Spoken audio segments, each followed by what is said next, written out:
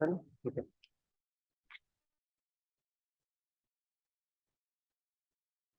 Good evening everyone.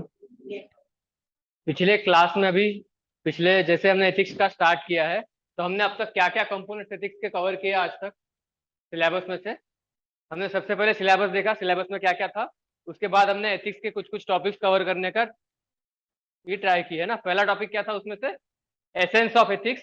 उसके बाद था determinants of ethics, consequences of ethics. ठीक है, उसके बाद हम डायमेंशन को पढ़ रहे थे। तो डायमेंशन के अलग अलग पार्ट हमने पिछली क्लास में डिस्कस किए। पहला था मेटा एथिक्स, दूसरा था डिस्क्रिप्टिव एथिक्स, फिर नॉर्मेटिव एथिक्स, फिर अप्लाइड एथिक्स। तो उसमें से मेटा और डिस्क्रिप्टिव एथिक्स का बेसिक बेसिक कंसेप्ट हमने पढ़ लिया। उसके बाद नॉर्मेटिव एथिक्स को हम लोग डिस्कस कर रहे थे, है ना। नॉर्मेटिव एथिक्स को बेसिकली हमने दो पार्ट में डिवाइड किया था। पहला था एजेंट थ्योरी और एक्शन थ्योरी। एक्शन थ्योरी को फिर दो पार्ट में हमने डिवाइड किया था, डिओन्टोलॉजी और टेलियोलॉजी, है ना। डिओन्टोलॉजी की थ्योरी को हमने किस किस के बिहाफ से पढ़ा था? कौन से थे?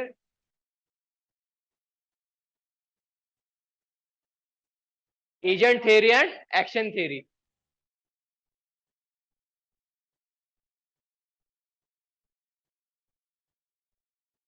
ठीक है, एक्शन थ्योरी को हमने दो पार्ट में डिवाइड किया था। पहला था डिओन्टोलॉजी, दूसरा था टेलियोलॉजी। डिओन्टोलॉजी को हमने फिर से पढ़ा था। जैसे देखिए, एजेंट थ्योरी का हमने किसके बारे में पढ़ा था? एजेंट थ्योरी में एरिस्टोटल के बारे में पढ़ा था और उसकी जो फिलोसॉफीज थी उसको पढ़ा था। उसके बाद डिओन्टोलॉजी में हमने दो फिलोसोफर पढ़े थे। कौन से थे?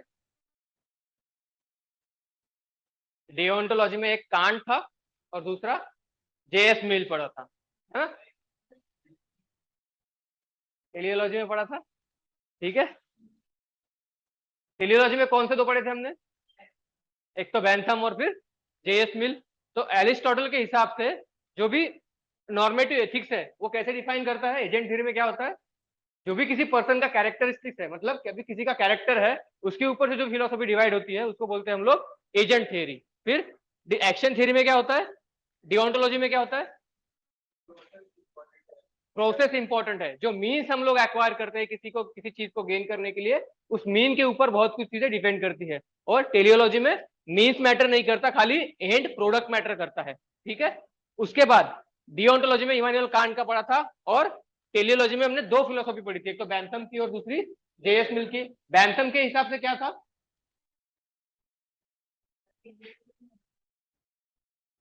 मतलब इंडिविजुअल प्रॉफिट मेकिंग को उसने ज्यादा फोकस किया था। और वही जेएस मिल ने, अगर कोई इंडिविजुअल प्रॉफिट भी कर रहा है तो वही सोसाइटी के लिए बेनिफिशियल होना चाहिए थे। ये वहां पे हमने डिफरेंशिएशन वहां पे पढ़ा था। ठीक है, इतना बेसिक नॉलेज हम सबने पढ़ लिया। ठीक है, टेलियोलॉजी को हमने अलग अलग पार्ट में डिवाइड किया था।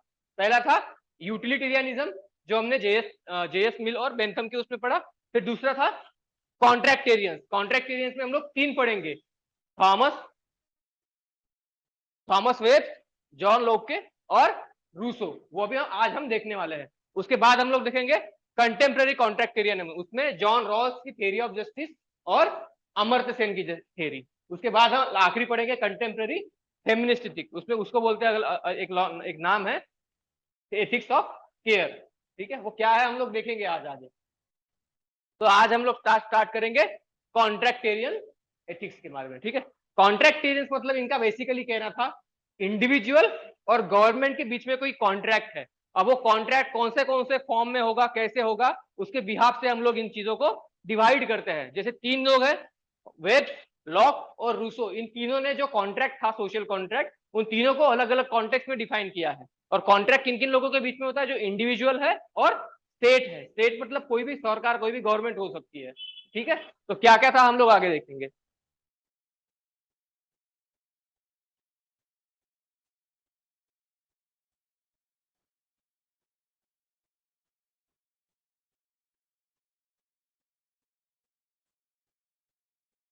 ये सब हमने देख लिया था ना, कांट का।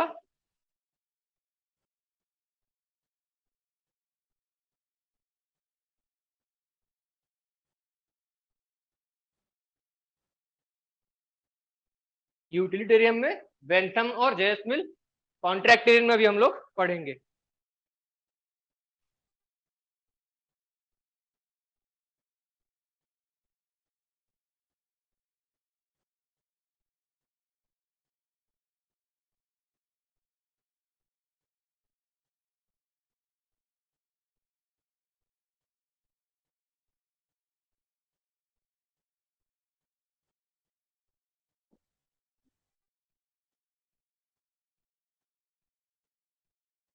डालिए हेडिंग कॉन्ट्रैक्टेरियन अप्रोच। आपको पता है ना हम कॉन्ट्रैक्टेरियन किस चीज में पढ़ रहे हैं, टेलियोलॉजिकल में, और टेलियोलॉजी किसका पार्ट है, एक्शन थ्योरी का, और एक्शन थ्योरी नॉर्मेटिव एथिक्स का पार्ट है ना। ये डिवीजन आपको पता होना चाहिए हमेशा, ठीक है। तो डालिए कॉन्ट्रैक्टेरियनिज्म या फिर कॉन्ट्रैक्टेरियन अप्रोच। वहां पे हम लोग 3 लोगों के बारे में पढ़ने वाले हैं, थॉमस हॉब्स, जॉन लोक और रूसो।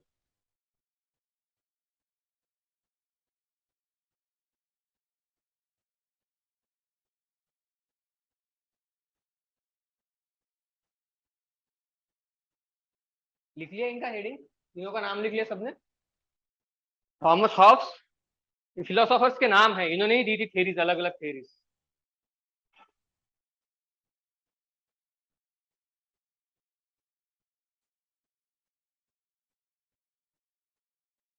ठीक है।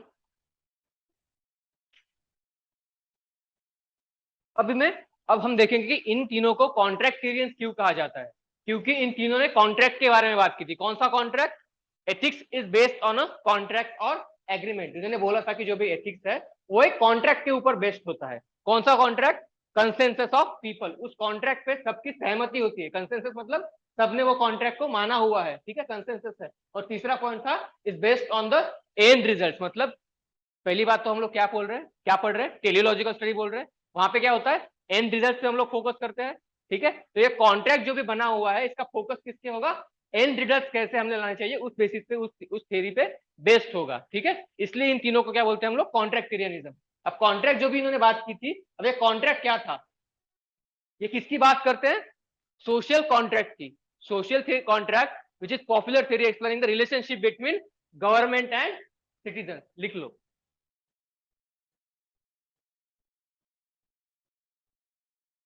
These three thinkers belong to social contract theory, which in popular theory for explaining relationship between government and citizens.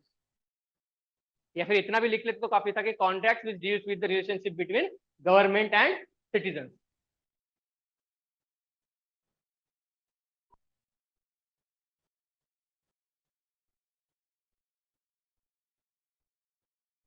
लिख लिया, relationship between government and citizen.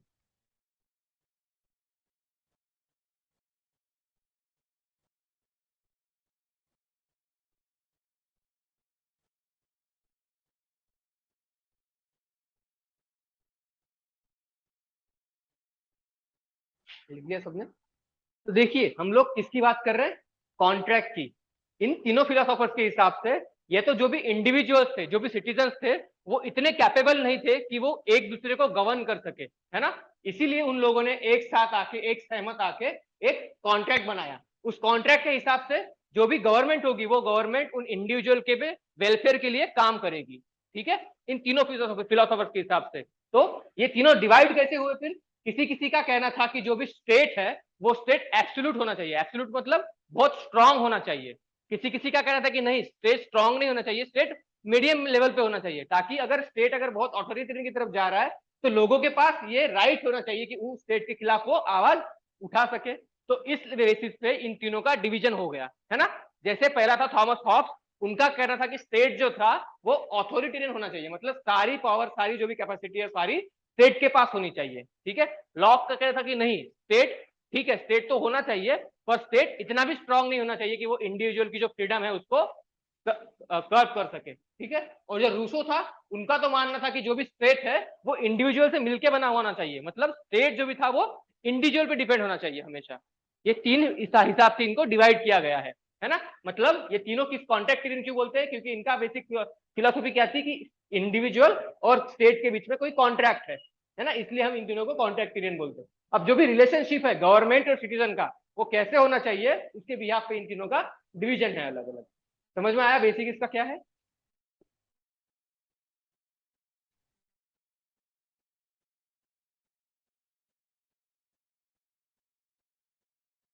मतलब यही बताया गया है कि स्टेट का क्राइटेरिया क्या होना चाहिए, ये सब कुछ डिसाइड करने का जो भी राइट है वो सिटीजन के पास होना चाहिए, पहली बात। दूसरी बात है कॉन्ट्रैक्ट जो भी है वो पर्सन मतलब इंडिविजुअल के बिहाफ पे बनना चाहिए, ना कि स्टेट के बिहाफ पे बनना चाहिए, है ना। मतलब इंडिविजुअल का वेलफेयर को कंसिडरेशन में रखते हुए जो भी कॉन्ट्रैक्ट है वो कॉन्ट्रैक्ट हमेशा बनना चाहिए, ये कहा गया।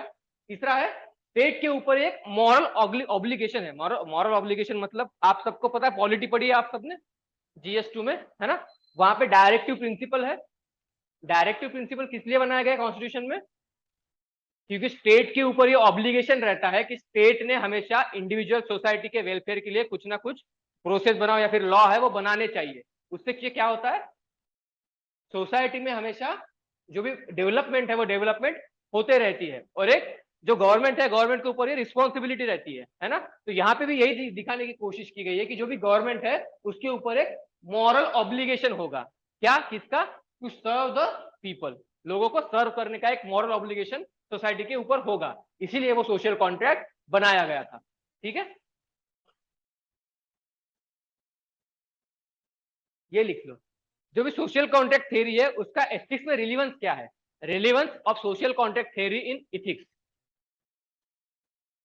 पहली बात तो यह है कि it also deals with the conduct of state government and citizen. Government और सिटीजन के बीच का मतलब डीलिंग्स कैसी होनी चाहिए, इस बारे में भी ये कॉन्ट्रैक्ट बात करते हैं। दूसरा है गवर्नेंस के अंदर एथिक्स का एक बहुत बड़ा रोल है, तो उसको डिफाइन करने का काम भी ये कॉन्ट्रैक्ट करता है।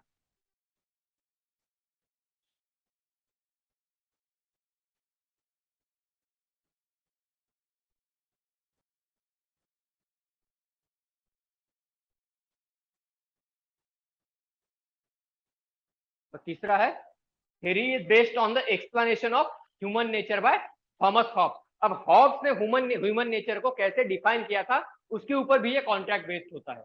अब हॉब्स ने कैसी कैसी क्या थ्योरी दी थी हम लोग आगे पढ़ने वाले हैं।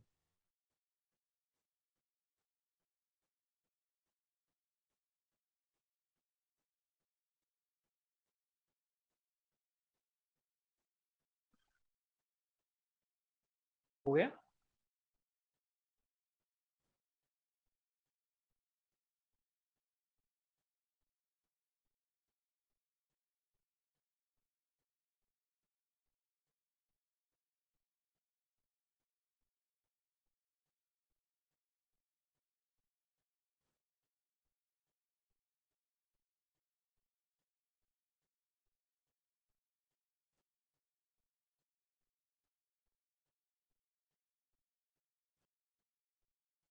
पहला हेडिंग डालो, Thomas Hobbes.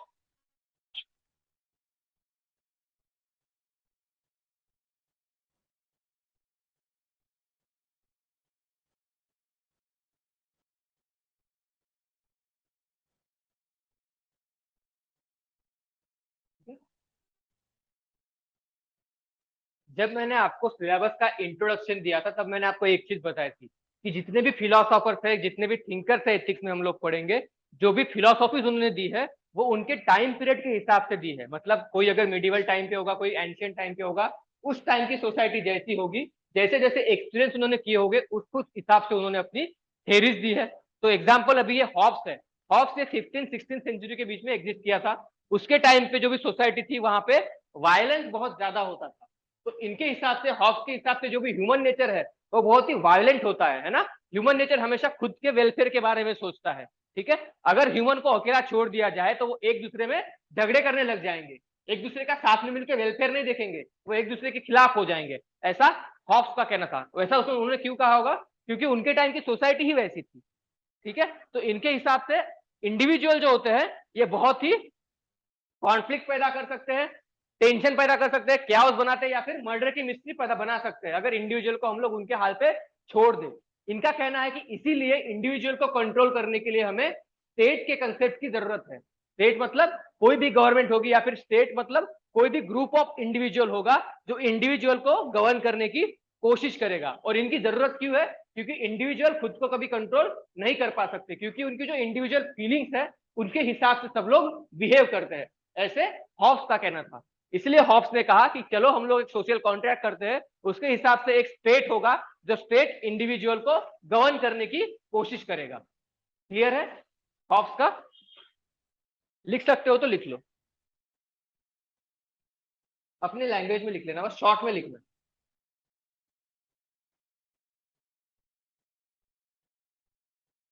According to Hobbes, human nature becomes the basis of his moral philosophy. कितना लिखो, मैं बोलता हूँ लिख लो। According to Hobbes, human nature becomes basis for his moral philosophy. Hobbes considers human nature at short, selfish. उनके हिसाब से ह्यूमन नेचर काफी सेल्फिश होता है, हमेशा खुद के फायदे की सोचता है। इसीलिए ह्यूमन नेचर की वजह से हमेशा या तो कॉन्फ्लिक्ट हो सकती है, टेंशन पैदा हो सकते हैं, मर्डर मिस्ट्री हो सकती है, हॉब्स के हिसाब से। इसीलिए वो कहते हैं कि human is not capable of self governing, मतलब ह्यूमन खुद को गवर्न नहीं कर सकते हैं। इसके अपोजिट महात्मा गांधी ने क्या कहा है? उन्होंने कहा है कि इंडिविजुअल को गवर्न करने के लिए किसी भी स्टेट की जरूरत नहीं है। राम राज्य मतलब जहां पे कोई भी गवर्नमेंट नहीं होगी, इंडिविजुअल खुद के हिसाब से गवर्न करेंगे, है ना। ट्रैफिक पे सिग्नल लगाने की जरूरत नहीं होगी, वो लोग अपने आप ही रुकेंगे वहां पे। ठीक है, ऐसे गांधी जी का कहना था, जो राम राज्य का कंसेप्ट उन्होंने दिया। पर हॉब्स का कहना ऐसा नहीं है। हॉब्स का कहना है कि जो भी इंडिविजुअल नेचर होता है वो बहुत ही वायलेंट होता है और काफी सेल्फिश भी होता है। इसीलिए ये कहते हैं कि अगर इन सोसाइटी में स्टेबिलिटी या फिर पीस को लाना है तो हमें एक गवर्नमेंट या फिर कोई भी ग्रुप ऑफ इंडिविजुअल बनाना पड़ेगा जिसके पास हमें अथॉरिटी देनी पड़ेगी। अथॉरिटी किसकी? कि इंडिविजुअल को गवर्न करने की। जो ग्रुप ऑफ इंडिविजुअल था उसको हॉब्स ने नाम दिया था लेविथन स्टेट। ठीक है, अगली लाइन लिखो। ठीक है, to establish piece,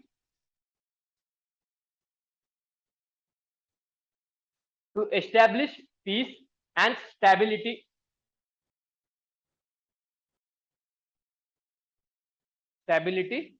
in the society,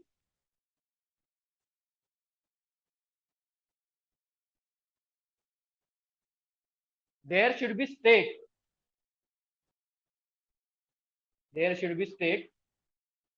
which get power from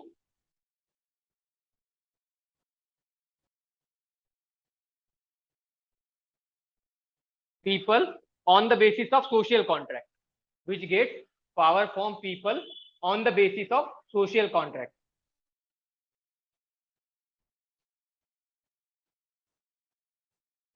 social contract.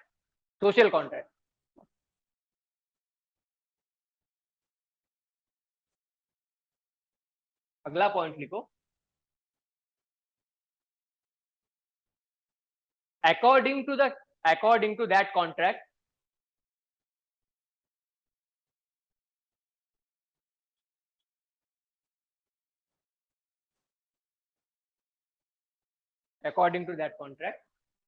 foundation of state takes place. Foundation of state takes place in which state enjoys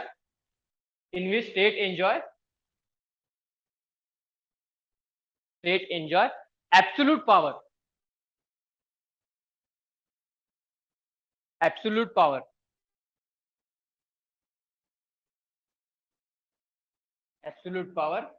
उसको ब्रैकेट में डालना, लेविथन स्टेट ब्रैकेट में डाल दो। Citizen state enjoy absolute power, but citizen enjoy limited power.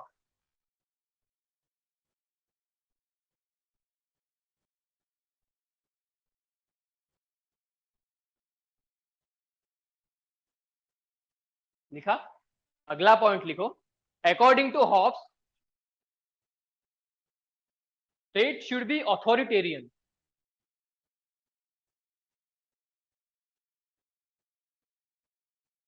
Hobbs के हिसाब से जो भी स्टेट होगा, जो भी गवर्नमेंट होगी, वो एक अथॉरिटी होगी, अथॉरिटेरियन होगी। मतलब जो भी डिसीजन स्टेट लेगी वो सारे डिसीजन इंडिविजुअल को मानने पड़ेंगे। कोई उसकी जो भी डिसीजन है उनको ऑब्जेक्ट नहीं कर सकता, उसके खिलाफ नहीं बोल सकता। जैसे चाइना में होता है ना, ऑथोरिटेरियन गवर्नमेंट है वहां पे, रशिया में था, जो भी डिसीजन गवर्नमेंट लेगी उसको आप अपोज नहीं कर सकते, उसको आपको मानना ही पड़ेगा। ये किसने फिलोसॉफी दी थी? हॉब्स ने दी थी। ठीक है, अब जो भी फिलोसॉफी हॉब्स ने दी वो फिलोसॉफी आप सबको अंडरस्टूड है, उन्होंने क्या कहा था। ठीक है, अब उस फिलोसॉफी का रिलीवेंस क्या है, मतलब उसके इंपॉर्टेंस क्या है उस फिलोसॉफी की, वो लिख लो। Relevance of Thomas Hobbs.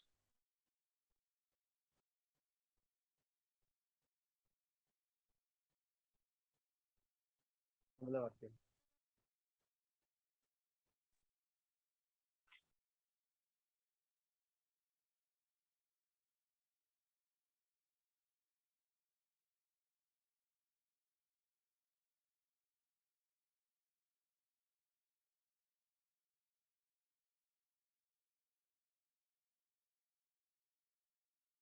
Relevance of, अब थॉमस हॉब्स का रिलीवेंस क्या है, देखिए, कभी भी किसी भी चीज को इंप्लीमेंटेशन में लाने के लिए स्टेट को स्ट्रांग होना बहुत जरूरी है। अगर स्टेट ही वीक होगा, तो जैसे सिक्योरिटी है, किसी किसी मैटर में किसी किसी चीज को इंप्लीमेंट करने के लिए स्टेट का स्ट्रांग होना बहुत जरूरी है। अगर स्टेट ही वीक होगा, जैसे फॉर एग्जाम्पल महाराष्ट्र में 3 लोगों की गवर्नमेंट थी, कांग्रेस, राष्ट्रवादी कांग्रेस और शिवसेना की, तो जो भी पॉलिसी लानी थी गवर्नमेंट को, वो इम्प्लीमेंटेशन या फिर पास कराने में बहुत ज्यादा प्रॉब्लम्स आ रही थी। वही अगर किसी एक की गवर्नमेंट होती, जैसे सेंट्रल गवर्नमेंट बीजेपी की गवर्नमेंट है, तो जो भी पॉलिसी लानी है वो बहुत ही आसानी से ला लेते हैं। ठीक है ना, तो ये एक फायदा है उस चीज का। तो रिलीवेंस क्या हुआ थॉमस हॉब्स का? थॉमस हॉब्स के हिसाब से अगर सरकार ऑथोरिटेरियन रहती है, तो जो भी पॉलिसीज होगी वो इम्प्लीमेंटेशन लाने में सरकार को काफी हेल्प होगी। State should be strong enough and efficient to govern. लिख लो पहला point, state should be strong and efficient to govern. Governance करने के लिए स्टेट का स्ट्रॉन्ग और एफिशिएंट होना बहुत ज्यादा जरूरी है।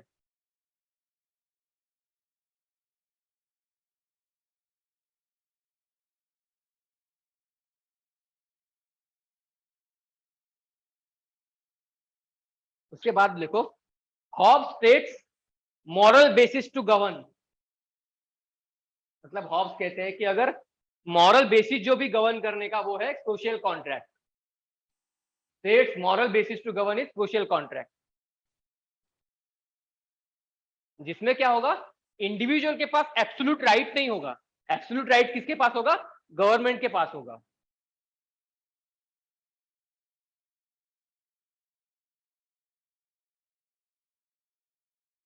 जैसे गवर्नमेंट ने अगर बोला कि गवर्नमेंट के खिलाफ आपको किसी भी मीडिया में लिखना नहीं है, न्यूज़पेपर में लिखना नहीं है, तो आपको नहीं लिखना है। इंडिविजुअल का भी जो भी राइट है, कि उसका जो राइट टू फ्रीडम है, right to freedom of speech है, वो यहाँ पे वायलेट हो रहा है, पर वो हम कंसिडरेशन नहीं लेंगे, क्योंकि गवर्नमेंट ने कहा गया है ऐसा, अकॉर्डिंग टू हॉब्स के हिसाब से। ठीक है ना, क्लियर है सबको?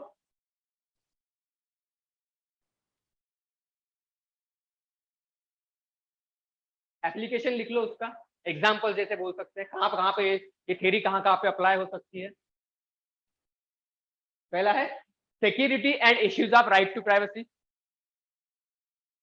जैसे गवर्नमेंट कभी कभी बोलती है ये जो भी मैटर है वो बहुत ही सेंसिटिव है सिक्योरिटी के हिसाब से, ये हम आपको नहीं बता सकते राइट टू इंफॉर्मेशन में। क्यों? क्योंकि इसका जो डिपेंडेंस है वो स्टेट के सिक्योरिटी से डिपेंड करता है। ठीक है ना, इसीलिए स्टेट का अथॉरिटेरियन होना बहुत जरूरी है, क्योंकि कुछ कुछ चीजें हमें लिमिट में रखनी पड़ती है ना। जैसे टेररिज्म, साइबर क्राइम हो गया, इसकी काफी चीजें सरकार को गुप्त गुप्त में रखनी पड़ती है ना, यहाँ पे इसका यूज होता है। ठीक है, दूसरी बात है, आजकल का जो भी मार्केटाइजेशन है वो बहुत ही मार्केटाइजेशन का जमाना है। इसमें मतलब प्राइवेट ऑर्गेनाइजेशन बहुत ज्यादा पावर गेन कर देती है। ऐसे टाइम पे क्या है, सरकार के पास अथॉरिटी होनी चाहिए कि जो भी पावर इम्बैलेंस हो चुका है प्राइवेट और पब्लिक सेक्टर में, उनको बैलेंस कर सके, है ना। इसका यूज यहाँ पे भी हो सकता है कि जो भी पावर गवर्नमेंट लॉस कर चुकी है, मतलब पब्लिक सेक्टर लॉस कर चुका है, वो प्राइवेट सेक्टर के पास साथ वो बैलेंस कर सके, इसलिए भी गवर्नमेंट के पास पावर होनी चाहिए, है ना। ये भी एग्जाम्पल लिख लो वहां पे,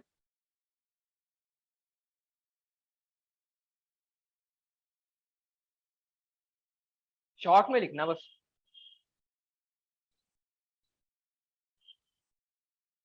जैसे बेसिक एग्जांपल बताता हूँ, जियो, एयरटेल, इन सब कंपनियों के जो भी कंपटीशन है, इनमें बीएसएनएल बहुत पीछे रह गया है ना। तो गवर्नमेंट के पास ये अथॉरिटी है कि इनका जो भी लाइसेंसिंग है वहां पे फीस उनका गवर्नमेंट बढ़ा सकती है, ताकि बीएसएनएल को साथ इनको बैलेंस में ला सके, है ना। तो इसका एग्जाम्पल होगा कि स्टेट कैसे अथॉरिटेरियन की तरह बिहेव करता है ह्यूमन वेलफेयर के लिए, मतलब सोसाइटी के वेलफेयर के लिए।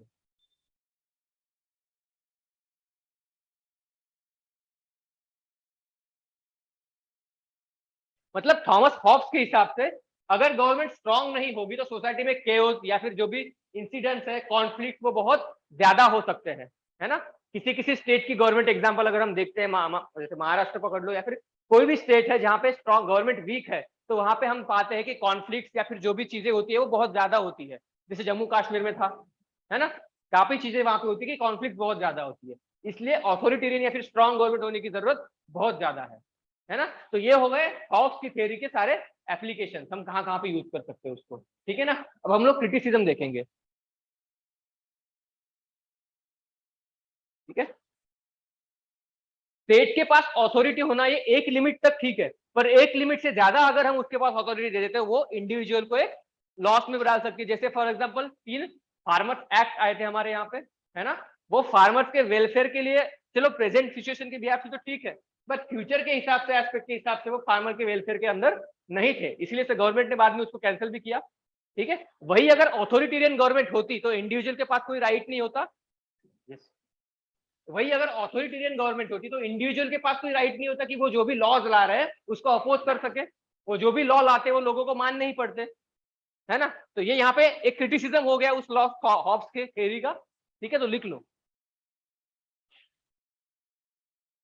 अच्छा, और एक चीज, थॉमस हॉब्स ने ह्यूमन नेचर को हमेशा एक निगेटिव वे में बताया।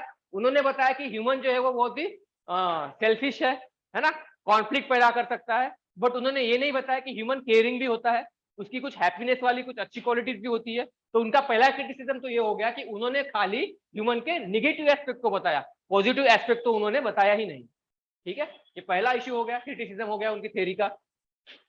Hobbs shows only negative aspect of human nature, इतना लिख लो, पहला क्रिटिसिज्म,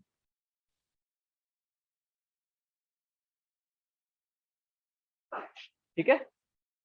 जो भी सिचुएशंस हॉब्स ने बताई थी वो 15-16 सेंचुरी में तो लागू हो सकती है, पर अभी नहीं होती, क्योंकि अभी ह्यूमनिज्म ने बहुत ज्यादा डेवलप कर लिया है, ठीक है।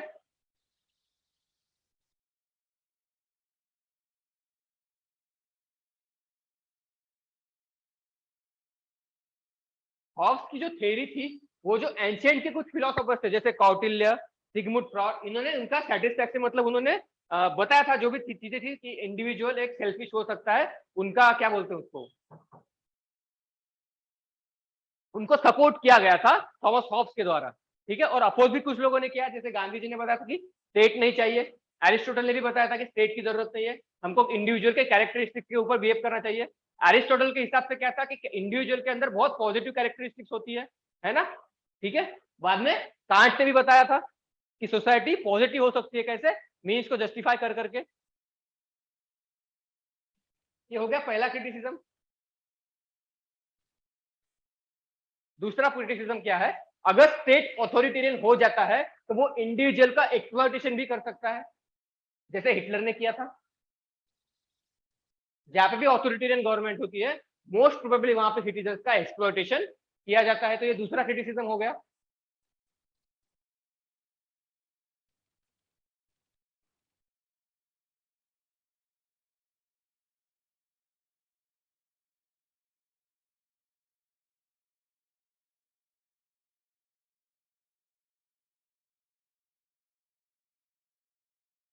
स्टेट स्टेट का स्ट्रांग होना बहुत जरूरी है, पर ऑथोरिटेरियन होना जरूरी नहीं है, ठीक है।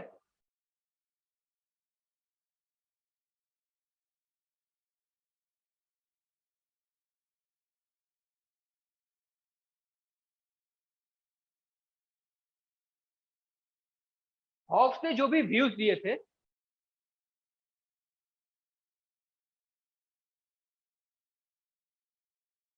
हॉब्स ने जो भी व्यूज दिए थे, अगर हम कह सकते हैं क्या वो निगेटिव थे, मतलब टोटली रॉन्ग थे? टोटली रॉन्ग नहीं थे। उसका जो एस्पेक्ट था जस्टिफाई करने का वो बिल्कुल सही था, बस उन्होंने आधी बात बताई, दोनों पहलू नहीं बताए उन्होंने। इसलिए थॉमस हॉब्स का रिलीवेंस इतना है कि जो भी फिलोसॉफी उन्होंने दी वो कहीं कहीं पे गवर्नमेंट में हम लोग अप्लाई भी कर सकते हैं। जैसे कुछ कुछ चीजों में जैसे मैंने कि राइट टू सेफ्टी, है ना, प्राइवेसी का था। उसके बाद एप्लीकेशन किसी लॉ को इम्प्लीमेंटेशन में लाना है जो सोसाइटी के लिए बहुत अच्छा होता है, है ना, जैसे एक कंसेप्ट है यूनिफॉर्म सिविल कोड का, है ना, वहां पे सभी धर्मों के लिए एक कॉमन लॉ होगा, पर हमारी सोसाइटी बहुत डाइवर्स है तो यहाँ पे वो इम्प्लीमेंट करना बहुत डिफिकल्ट है। बाकी बाकी अगर स्टेट में देखे तो अप्लाई हो चुका है, जैसे गोवा में है ना, बाकी इंटरनेशनल लेवल पे है, पर हमारे यहाँ पे इम्प्लीमेंटेशन के लिए तो टाइम लगेगा। तो अगर किसी लॉ को अगर इम्प्लीमेंटेशन में लाना है तो गवर्नमेंट का ऑथोरिटेरियन होना भी जरूरी है, ऑथोरिटेरियन नहीं, स्ट्रांग होना जरूरी है, ऑथोरिटेरियन होना जरूरी नहीं है। ठीक है, तो थॉमस हॉब्स ने जो भी बातें बताई उसका रिलीवेंस आज भी कहीं ना कहीं पे हमें दिखता है। ठीक है, तो ये चीजें क्लियर होगी। थॉमस हॉब्स की थ्योरी क्या थी, कोई बता सकता है थॉमस हॉब्स की बेसिक थ्योरी क्या है? कुणाल आपके लिए बताता हूँ। थॉमस हॉब्स ने बताया था कि जो भी इंडिविजुअल और स्टेट है उनके बीच का जो भी रिलेशन है वो एक कॉन्ट्रैक्ट पे डिपेंड होता है। वो उस कॉन्ट्रैक्ट को कैसे डिफाइन करेंगे कि कॉन्ट्रैक्ट बोलता है कि स्टेट को हमेशा बहुत ज्यादा पावर देनी चाहिए, एक अथॉरिटेरियन होना चाहिए स्टेट, क्योंकि सारी पावर हमेशा स्टेट के हिसाब पास होनी चाहिए, ऐसे हॉब्स का कहना था। ठीक है, उसका रिलीवेंस क्या हमने देखा और उसका क्रिटिसिज्म क्या था वो भी हमने देखा, ये एक बेसिक आइडिया है उसके पीछे। उसके बाद हम लोग डिफरेंशिएट करेंगे हॉब्स में, बेंथम में और मिल में। डाल दो हेडिंग वहां पे, ये फिर से अटक गया।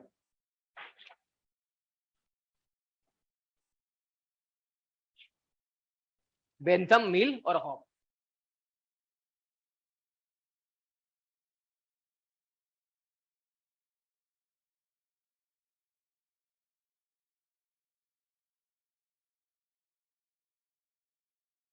बेंथम क्या कहता था, बेंथम बेंथम की बेसिक फिलोसॉफी थी एथिकल ईगोइज्म। मतलब बेंथम कहता था कि इंडिविजुअल के ईगो को सेटिस्फाई करना चाहिए हमें। अगर हमें इंडिविजुअल के ईगो को सेटिस्फाई करना है तो स्टेट ऑब्वियसली वीक होना चाहिए, है ना।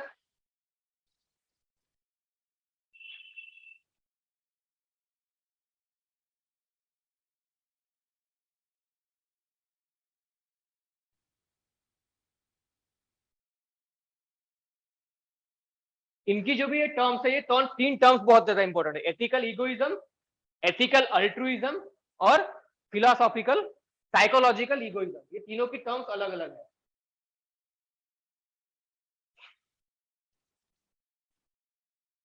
बेंथम कहता था कि एथिकल ईगोइज्म होनी चाहिए, मतलब इंडिविजुअल के ईगो को हमने सेटिस्फाई करना चाहिए, सोसाइटी हमेशा प्रॉफिट मेकिंग होनी चाहिए, इंडिविजुअल का सेल्फ इंटरेस्ट को हमने ध्यान देना चाहिए, इंडिविजुअल को लिबर्टी देनी चाहिए हम लोगों ने, लिबर्टी मतलब ओपननेस, थोड़ा फ्री माइंड देना चाहिए उनको, फ्री हैंड देना चाहिए गवर्नमेंट ने।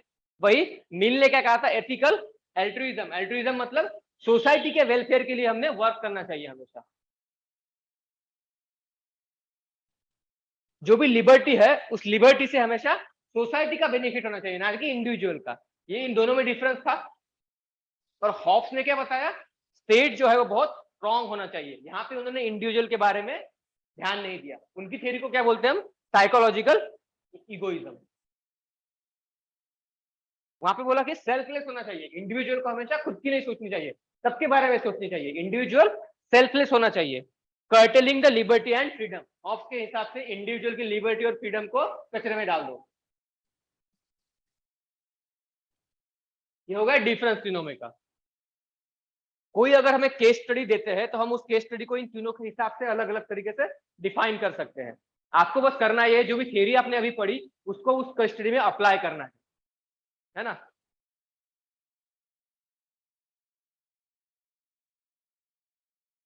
थोड़ा फास्ट लिखो, शॉर्ट शॉर्ट में ही लिखना है।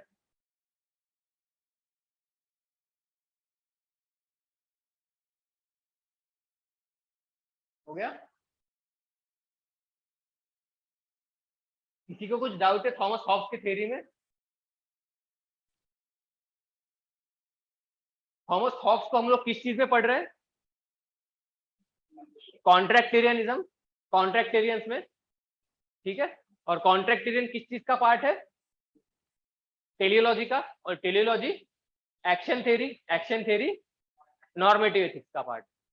ठीक है, ये सारा स्ट्रक्चर आपको याद होना चाहिए। उसके अगला है जॉन लॉक।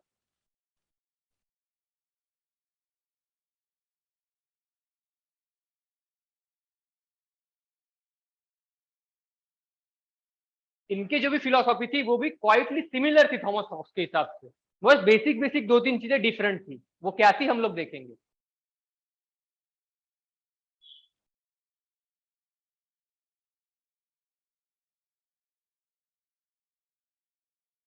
इनके भी हिसाब से जो भी इंडिविजुअल होते हैं वो हमेशा सेल्फ इंटरेस्ट के लिए काम करते हैं। कोई अगर कोई काम कर रहा है, किसी का वेलफेयर कर रहा है, तो उसके पीछे उसका कुछ ना कुछ सेल्फ इंटरेस्ट होता है। ऐसे जॉन लॉक का कहना था। जैसे ही सेम थॉमस हॉब्स ने कहा था, बस थॉमस हॉब्स ने इतना एक्स्ट्रा कहा था कि बहुत इंडिविजुअल बहुत ही एक्सट्रीम लेवल पे जा सकते हैं, बहुत ही सेल्फिश होते हैं, ठीक है ना। इन्होंने इतना कहा है कि इंडिविजुअल हमेशा खुद की देखते हैं पहले, बाद में सोसाइटी की देखते हैं। इसीलिए उनको एक स्टेट की गवर्न करने की जरूरत है ना। वर्क फॉर सेल्फ प्रिजर्वेशन मतलब every individual first work for self interest, और उसमें कोई ऑब्लिगेशन नहीं होता कि कम्युनिटी का वेलफेयर करना है नहीं करना है ना, इंडिविजुअल के लिए।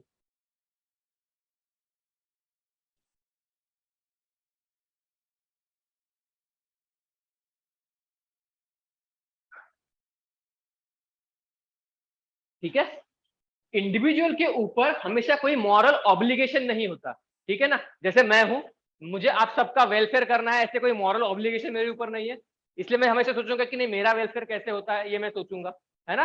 अगर हमें इंडिविजुअल के ऊपर मॉरल ऑब्लिगेशन लाना है तो हमें एक दूसरे का, हमका जो सेल्फ इंटरेस्ट है वो दूसरे के इंटरेस्ट से कोलार्ज करना पड़ेगा, ऐसे लॉक का कहना है। ठीक है, अगर हम सबका इंटरेस्ट एक हो जाएगा फिर हम एक दूसरे के वेलफेयर के लिए सोच सकते हैं ना। ठीक है, अभी हमारा सबका इंटरेस्ट अलग अलग है, इसलिए हम खुद के लिए सोचते हैं। फिर किसी दिन अगर हम सबका इंटरेस्ट एक ही हो जाएगा तो फिर हम सब लोग सबके वेलफेयर के लिए सोचेंगे। ठीक है, और लॉक के हिसाब से वो वेलफेयर जो भी सबका वेलफेयर है वो सबका वेलफेयर एक कैसे होगा, स्टेट की कंसेप्ट लाने के हिसाब से। ठीक है, स्टेट क्या करेगा, ग्रुप ऑफ इंडिविजुअल होगा, वो सबके वेलफेयर के लिए काम करेगा। ठीक है,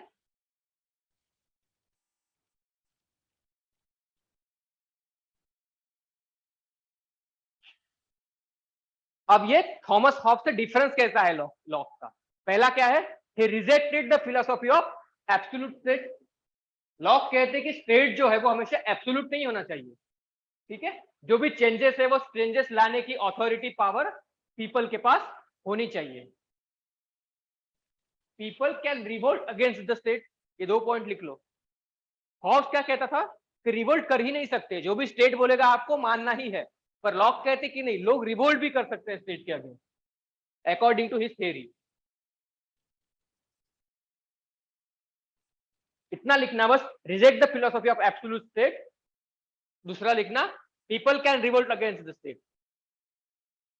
2 लाइन लिखनी है बस आपको। ठीक है, शॉर्ट में लिखने की कोशिश करो।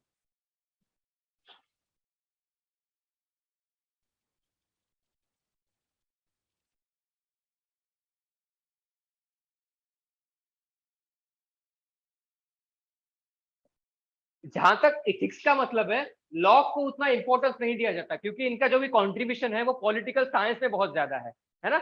इथिक्स के इसलिए इसमें हम लोग इनको इसलिए पढ़ते हैं, जब भी हम टेलियोलॉजी थ्योरी के एस्पेक्ट्स को पढ़ते हैं तो कॉन्ट्रैक्टिलिज्म में इन तीनों का नाम आता है, बस यहीं तक इनका कॉन्ट्रीब्यूशन सीमित है। बाकी इनका जो भी कॉन्ट्रीब्यूशन है वो पॉलिटिकल साइंस में है। ठीक है,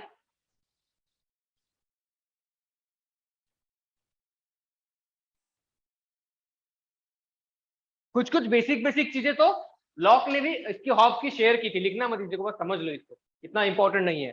जैसे साइकोलॉजिकल इगोइज्म, मतलब हॉब्स ने ये भी कहा था कि सबका भला होना चाहिए, वैसे ही लॉक ने भी कहा था सोसाइटी का वेलफेयर होना चाहिए। ठीक है, उसके बाद इंडिविजुअल लिबर्टी फ्रीडम राइट्स, है ना, उनको भी लॉक ने उतना ही इंपॉर्टेंस दिया था, जबकि हॉब्स ने उनको उतना इंपॉर्टेंस दिया नहीं था। हॉब्स ने इन सबको कर्व करने के लिए बोला था, है ना।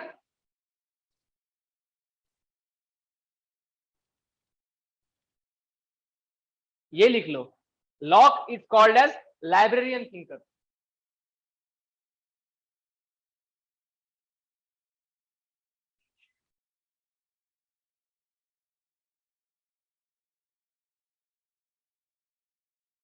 लाइब्रेरियन थिंकर,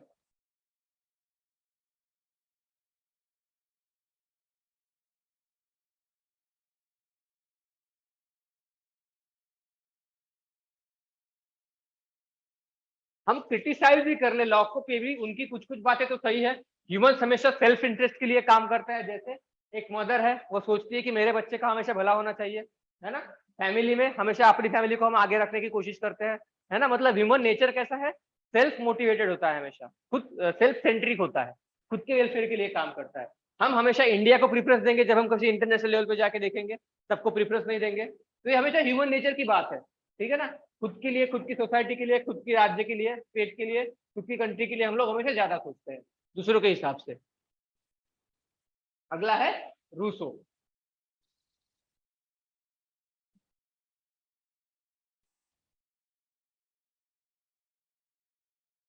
आप सबने वर्ल्ड हिस्ट्री पढ़ी वहां पे रिवॉल्यूशन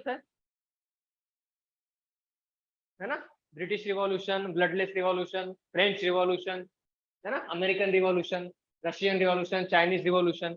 उसमें से जो भी फ्रेंच रिवॉल्यूशन है उसमें सबसे मेजर कंट्रीब्यूशन जो है वो रूसो का था, है ना, क्योंकि जो भी फ्रेंच गवर्नमेंट थी या फिर जो भी मिडिवल पीरियड था वहां का 14, 15, 16 सेंचुरी का, वो इंडिविजुअल का बहुत ही ज्यादा एक्सप्लॉयटेशन करता था। वहां पे सोसाइटी जो भी थी वो क्लासेस में बटी हुई थी, ठीक है। नियर अबाउट 2 to 3% जो भी था वो एलिट क्लास था। वो एलिट क्लास नियर अबाउट 90% लोगों का एक्सप्लॉयटेशन करता था, है ना। और जो एस्टेब्लिश सिस्टम था वो सिस्टम बहुत ही ज्यादा एक्सप्लॉयटेटिव था।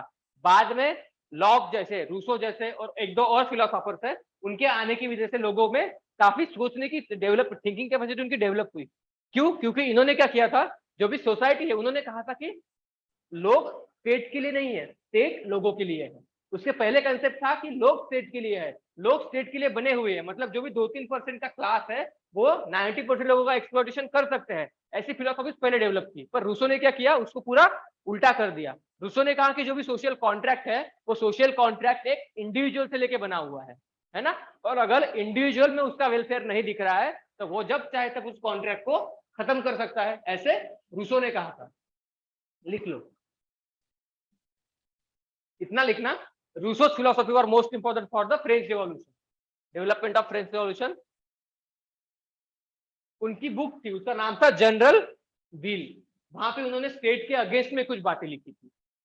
उन्होंने कहा था कि अगर स्टेट इंडिविजुअल का वेलफेयर नहीं कर पा रहा है तो वैसा स्टेट किसी काम का नहीं है। स्टेट को हमेशा किस लिए बनाते हैं हम लोग, इंडिविजुअल के वेलफेयर के लिए बनाते हैं, है ना। रूसो के हिसाब से पीपल आर सुप्रीम अल्टीमेटली, है ना, सबसे ऊपर हमें किसको रखना है, लोगों को रखना है, इंडिविजुअल को रखना है।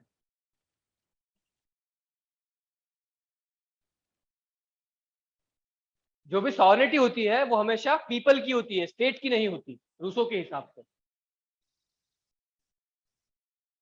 इसीलिए रूसो ने तीनों भी कंसेप्ट को रिजेक्ट किया। रूसो ने क्या रिजेक्ट किया, एब्सोल्यूट स्टेट जो हॉब्स का था उसको भी रिजेक्ट किया। उसके बाद जो स्टेट एब्सोल्यूट अथॉरिटी है, अथॉरिटेरियन, उसको भी रिजेक्ट किया। और जो भी फिलोसॉफी थी हॉब्स की कि पीपल स्टेट के खिलाफ वॉइस रेज नहीं कर सकते, उसको भी उसने रिजेक्ट किया। ठीक है, तीनों फिलोसॉफी को उन्होंने रिजेक्ट किया, ठीक है ना। और रूसो ने जो है वो हमेशा क्या, किस पे फोकस किया, इंडिविजुअल व्हील से ज्यादा उन्होंने सोसाइटी के व्हील के ऊपर ज्यादा फोकस किया। जैसे अपना बेंथम कहता था, जेएस मिल कहते थे सोसाइटी को फोकस करो, सॉरी बेंथम कहता था कि इंडिविजुअल व्हील को फोकस करो, वैसे ही इन्होंने क्या किया, सोसाइटी के व्हील के ऊपर फोकस करो कि मैं क्या कहता हूँ, ये क्या कहती है, इससे अच्छा हम सब क्या कहते हैं उसके ऊपर हमें फोकस करना है, एक सोसाइटी के वेलफेयर के ऊपर हमें फोकस करना है, ठीक है। General, collective, public, public interest के बारे में उन्होंने बात की, ना कि इंडिविजुअल, मतलब एक इंडिविजुअल के इंटरेस्ट से ज्यादा एक कम्युनिटी का इंटरेस्ट बहुत ज्यादा इंपॉर्टेंट है, ऐसे उन्होंने कहा था, है ना। फ्रेंच रिवॉल्यूशन का बेसिस भी वही था। जो 1 to 2% इंडिविजुअल 90% को एक्सप्लॉइटेशन कर रहे थे, उनका कहना था कि 1 to 2% इंपॉर्टेंट नहीं है, जो 90% सोसाइटी है वो इंपॉर्टेंट है, ठीक है। रूसो एथिक्स के फील्ड में उतने पॉपुलर नहीं है जितने पॉपुलर वर्ल्ड हिस्ट्री में या फिर पॉलिटिकल हिस्ट्री में है, ठीक है। उनकी ये जो बेसिक फिलोसॉफी है जो उन्होंने हॉब्स को रिजेक्ट किया था, वही हमें उतनी ध्यान रखनी है, ठीक है। तो ये हमने पढ़ा सोशल, सॉरी कॉन्ट्रैक्टेरियनिज्म। कॉन्ट्रैक्टेरियनिज्म में हमने पढ़ा थॉमस हॉब्स, है ना, उनकी एब्सोल्यूट स्टेट की थ्योरी। उसके बाद लॉक पढ़ा। लॉक कहते हैं कि स्टेट है, स्टेट अथॉरिटी है, पर उतनी भी नहीं है, इंडिविजुअल जो है उसके खिलाफ कभी भी वॉइस रेज कर सकते हैं या फिर रिवोल्ट कर सकते हैं। और रूसो ने तो पूरी फिलोसॉफी चेंज कर दी। उन्होंने बोला कि इंडिविजुअल को मिलके ही हमेशा स्टेट बनता है, ठीक है। जो भी कॉन्ट्रैक्ट होगा वो इंडिविजुअल कभी भी चेंज कर सकते हैं। ये हो गई तीनों की फिलोसॉफी, ठीक है। उसके बाद हमारा था कंटेम्प्रेरी कॉन्ट्रैक्टेरियन, अगला हेडिंग था। पहले पढ़ा हमने यूटिलिटेरियन, उसके बाद पढ़ा कॉन्टेम्प्रेरी, सॉरी कॉन्ट्रैक्टेरियनिज्म, फिर कंटेम्प्रेरी कॉन्ट्रैक्टेरियन। उनमें दो लोग हैं, पहला है जॉन रॉल्स और दूसरे है अमर्त्य सेन। जॉन रॉल्स की थ्योरी ऑफ जस्टिस बहुत ज्यादा फेमस है, 1971 में इन्होंने दी थी। John Rawls theory of justice, पहले तो डालना कंटेम्प्रेरी कॉन्ट्रैक्टेरियन, इसमें डालना फिर जॉन रॉल्स। ये एडवोकेट थे जॉन रॉल्स।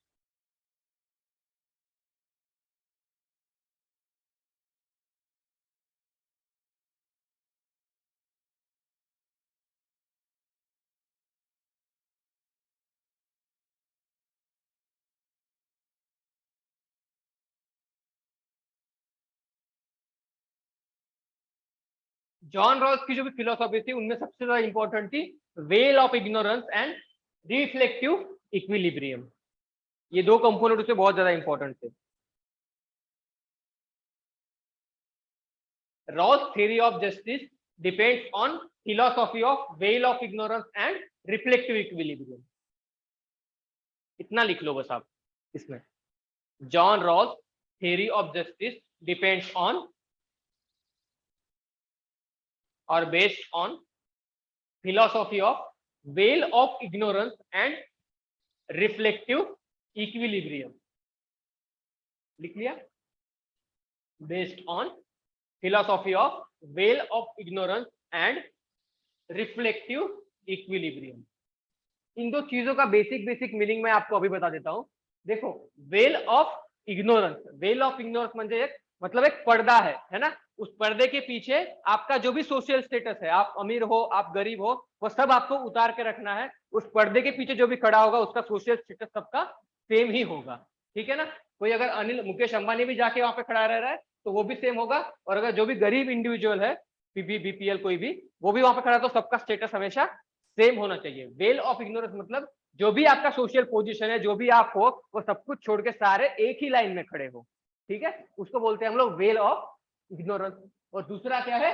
Reflective equilibrium. मतलब जस्टिस जब भी हम किसी के साथ करते हैं तो इसका मतलब ऐसे नहीं होना चाहिए कि जस्टिस हो गया, दिखना भी चाहिए कि नहीं इसके साथ जस्टिस हुआ है। उसके जो इम्प्लीकेशंस है वो इम्प्लीकेशंस भी उस ह्यूमन के डेवलपमेंट में हमको दिखने चाहिए, है ना। ठीक है, खाली नाम का जस्टिस नहीं होना चाहिए, जो भी जस्टिस किसी के साथ हुआ है तो उसका रिफ्लेक्शन भी दिखना चाहिए उसकी डिसीजन का। सुप्रीम कोर्ट ने किसी मामले में किसी की जजमेंट दी है तो नहीं लगना चाहिए कि जजमेंट जो भी है उसके जो भी इम्प्लीकेशन है इन फ्यूचर वो हमेशा पॉजिटिव आने चाहिए, ठीक है। ये किसकी थ्योरी है? इसको बोलते हैं हम लोग रिफ्लेक्टिव इक्विलिब्रियम। इक्विलिब्रियम मतलब इक्वल होना चाहिए डिसीजन का, जो भी डिसीजन है उसका, ठीक है। ये दो थ्योरी हो गई तो रॉल्स की, उसके ऊपर उसकी थ्योरी ऑफ जस्टिस डिपेंड है। Two principle, equality principle and differential principle. Equality लिख लो, equality principle and differential principal.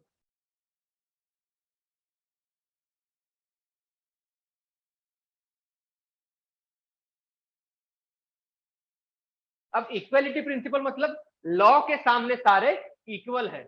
जो भी लॉ है वो एक अपर क्लास के लिए, लोअर क्लास के लिए, मिडिल क्लास के लिए, सबके लिए जो लॉ है वो हमेशा सेम होना चाहिए, है ना। रूल ऑफ लॉ बोलते हैं हम जिसको, ठीक है। और डिफरेंशियल प्रिंसिपल मतलब सोसाइटी का हर एक सेक्शन इक्वली डेवलप नहीं होता। कोई कोई सेक्शन बहुत ज्यादा डेवलप होता है, कोई कोई सेक्शन बहुत ज्यादा वीक होता है, ठीक है ना। तो जो भी वीक है उनको उसके हिसाब से जस्टिस मिलना चाहिए। ये हो गया डिफरेंशियल प्रिंसिपल। समझ में आया दोनों प्रिंसिपल? एक था इक्वल, इक्वालिटी, और दूसरा है डिफरेंशियल प्रिंसिपल। उन्होंने जस्टिस को कैसे डिफाइन किया वो लिख लो। ये जो प्रिंसिपल लिख लिया आपने ऊपर के इक्वालिटी और डिफरेंशियल का, अब ये लिख लो।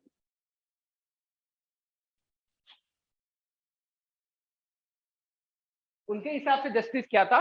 फेयरनेस और reflective equilibrium for sensor achieved by people on any subject. किसी भी सब्जेक्ट के ऊपर लोगों के द्वारा रिफ्लेक्टिव इक्विलिब्रियम का अनुभव करना, इसी का मतलब किसी को भी जस्टिस मिलना।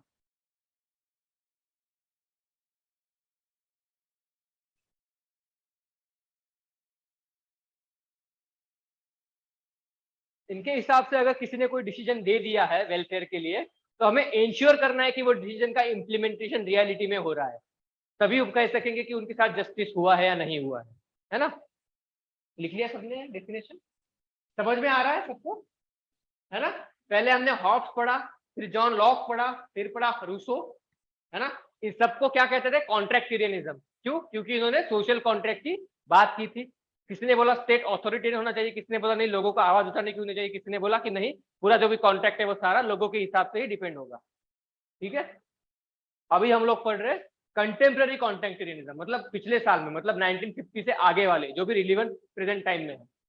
ठीक है, उन्हें हम पहले पढ़ रहे हैं जॉन रॉल्स। उनकी दो फिलोसॉफी है, पहला था वेल ऑफ इग्नोरेंस, दूसरा है रिफ्लेक्टिव इक्विलिब्रियम, है ना? दो कंसेप्ट थे, एक तो इक्वालिटी, क्या है? इक्वालिटी प्रिंसिपल, दूसरा डिफरेंशियल प्रिंसिपल। जस्टिस का डेफिनेशन इनके हिसाब से, जब भी किसी पे हम लोग जस्टिस का डिसीजन मतलब डिसीजन लेंगे, तो सबसे पहले हमें किसी भी चीज को वेल ऑफ इग्नोरेंस पे लाना पड़ेगा।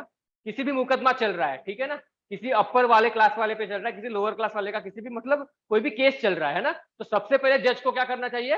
वेल ऑफ इग्नोरेंस पे लाना चाहिए, मतलब जो भी उनका सोशल स्टेटस है उसको साइड में रख दो, है ना? अगर हमें किसी को भारत रत्न देना है, ठीक है ना, तो भारत रत्न के लिए उनके पास 10 लोगों की लिस्ट आई हुई है, तो उस लिस्ट में से हम लोग वेल ऑफ इग्नोरेंस कर लेंगे, मतलब जिन उन सबका सोशल स्टेटस, जो भी उनका स्टेटस है, बाकी सब लोग हम उनको साइड में कर लेंगे। ठीक है ना, सबको एक ही आईने में हम लोग देखेंगे, तराशेंगे एक ही वजन से। ठीक है, ये पहली चीज हो गई। उसके बाद है ओरिजिन पॉइंट, मतलब किसी भी चीज के ऊपर जस्टिस करने के टाइम पे किसी भी जस्टिस की बेसिस की कुछ 2-3 पॉइंट होती है।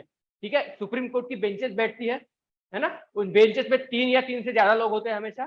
ठीक है, तो एक या एक से 2 से ज्यादा किसी भी लोगों का जो भी डिसीजन होता है, वो सबकी कुछ ना कुछ पॉइंट होते होंगे, वो सिमिलर आने चाहिए सबके, है ना? कि हम लोग भारत रत्न अगर हमें इनको देना है, सचिन तेंदुलकर को देना है, तो क्यों देना है?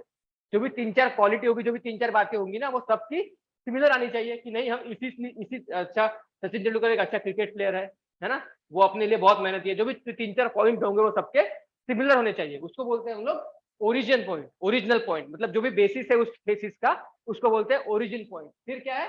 रिफ्लेक्टिव इक्विलिब्रियम, मतलब जो भी डिसीजन हम लोग लेंगे, उस डिसीजन का इम्पैक्ट उन लोगों पे पॉजिटिव आना चाहिए, रिस्पॉन्स उसका, रिफ्लेक्टिव इक्विलिब्रियम। और फिर उस इन तीनों को कैटेगरी को इक्वल में लाते हुए फिर हम लोग जस्टिस करेंगे सबके साथ। ये हो गई जॉन रॉल्स की थ्योरी ऑफ जस्टिस। क्लियर है सबको? ठीक है, अब यहाँ पे एक एक चीज को डिफाइन किया गया, अगर लिखना है तो आप लिख सकते हो। वेल ऑफ इग्नोरेंस क्या होता है, ये लिख लिया पहले सबने? ये फ्लो चार्ट बना लो पहले। वेल ऑफ इग्नोरेंस, फिर ओरिजिनल पॉइंट, फिर रिफ्लेक्टिव इक्विलिब्रियम, और फिर जस्टिस। आपको समझ में आ रहा है? कोई कंफ्यूजन नहीं हो रहा है ना? ठीक, लिख लिया ये? फिर आप डेफिनेशन लिख सकते हो वेल ऑफ इग्नोरेंस। समझ में आ गया ना वेल ऑफ इग्नोरेंस क्या है? People should not bring their background, especially the caste, religion, reason in the decision making. कोई जज है, उसको सोचना चाहिए कि नहीं ये मेरी कास्ट का है ना, मेरी रिलीजन का है, वो सब कुछ उसमें साइड रखना चाहिए सबसे पहले तो। They should not be biased towards themselves. They should play neutral role. हमेशा न्यूट्रल होना चाहिए उनका रोल, किसी की तरह बायस नहीं होना चाहिए। वैसे ही बताया गया, भारत रत्न किसी को देना है, जूरी को, वही वाला एग्जाम्पल है। ठीक है, शॉर्ट में लिख लो बस, बायस नहीं होना चाहिए, न्यूट्रल होना चाहिए, और people should not bring their background. हो गया? उसके बाद है ओरिजिनल पॉइंट, मतलब जो भी सर्टन पॉइंट है वो हर एक जूरी के माइंड में होने चाहिए, किस हिसाब पे हम लोग जस्टिस करने वाले हैं, हम डिसीजन किस बिहाफ पे देने वाले हैं, उनके कुछ ना कुछ तो थेसिस होंगे ना, वो थेसिस सबके माइंड में होने चाहिए हमेशा। ठीक है, समझ में आ रहा है ना ओरिजिनल पॉइंट्स क्या होते हैं वहां पे? उसके बाद था रिफ्लेक्टिव इक्विलिब्रियम। अब रिफ्लेक्टिव इक्विलिब्रियम क्या है? It's state of consensus by the jury member, मतलब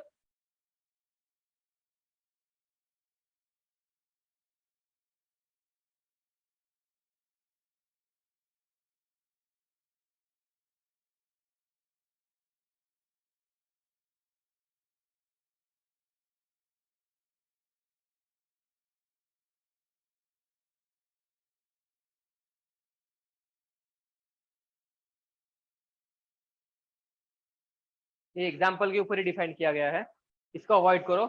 अच्छा, रिफ्लेक्टिव इक्विलिब्रियम लिखना आप।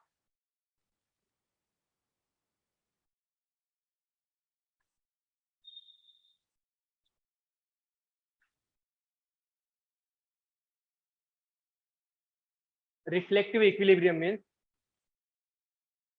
justice should not be done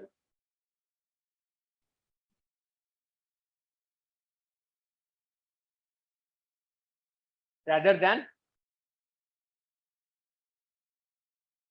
it is observed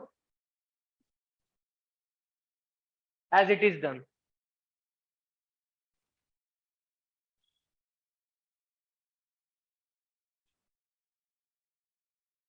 As it is observed, it is done. Justice should not be done as it is observed, it is done. के बाद लिखना the future implications of any decision, the future implications of any decision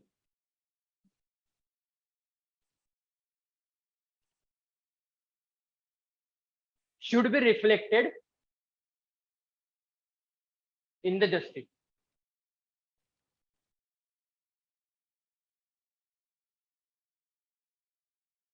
ठीक है, clear है? Okay हाँ, मतलब देखो justice खाली होना हुआ नहीं चाहिए, दिखना चाहिए कि जस्टिस हुआ है ना? Justice should not be done at it is done but it should be observe it is done, मतलब दिखना चाहिए कि नहीं सच में हुआ है जस्टिस। ठीक है, अब दिखेगा कैसे? जब जो भी डिसीजन अगर वो पॉजिटिव होगा तो जो भी जिसको भी उसका वेलफेयर होना चाहिए वो ऑब्वियसली सच में उसको वेलफेयर होगा, आने वाले टाइम पे वो फ्लरिश करेगा डिसीजन उसका, है ना?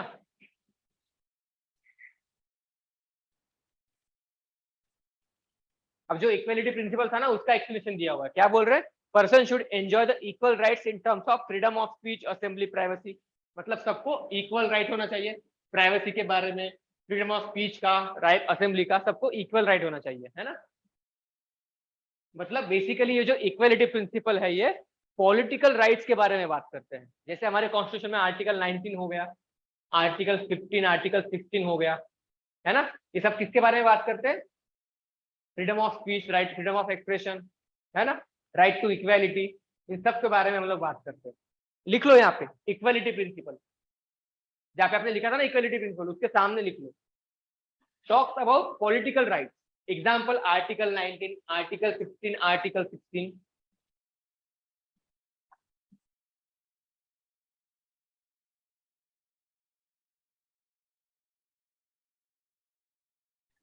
लिख लिया? उसके बाद लिखना डिफरेंशियल प्रिंसिपल, ये किस बारे में बात करते हैं? सोसाइटी के बारे में बात करते हैं, socio economic, talks about socio economic welfare of the people. For example article 38, article 39, 42, है ना? डायरेक्टिव प्रिंसिपल्स की बाकी जो भी आर्टिकल्स है वो सोशियो इकोनॉमिक जस्टिस के बारे में बात करते हैं। डिफरेंशियल मतलब जस्टिस डिफरेंट होना चाहिए, जिसको जैसी जरूरत है उसके हिसाब से जस्टिस होना चाहिए, डिफरेंशियल प्रिंसिपल के हिसाब से।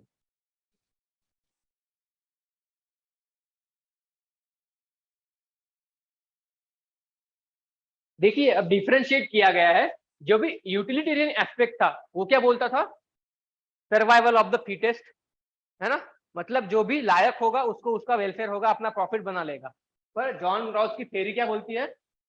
जो भी सेक्शन जैसे भी डिवाइडेड है सबको वहां पे जस्टिस मिलना चाहिए, सबको हमने एक लेवल पे लाके रखना है ना? उसको बोलते हैं हम लोग रीडिस्ट्रीब्यूशन ऑफ सोशल वेल्थ, है ना? सबको सेम मिलना चाहिए, जिसके पास कम है उसको ज्यादा मिलना चाहिए, जिसके पास ज्यादा है उसको कम मिलना चाहिए। ये बोलती है जॉन रॉस की थ्योरी ऑफ जस्टिस। वही यूटिलिटेरियन क्या बोलता है? Greatest good for greatest number, है ना, ज्यादा से ज्यादा लोगों का फायदा होना चाहिए, एक दो लोगों का नुकसान हुआ फिर भी चलेगा। ठीक है, तो ये डिफरेंशिएशन हो गया दोनों में।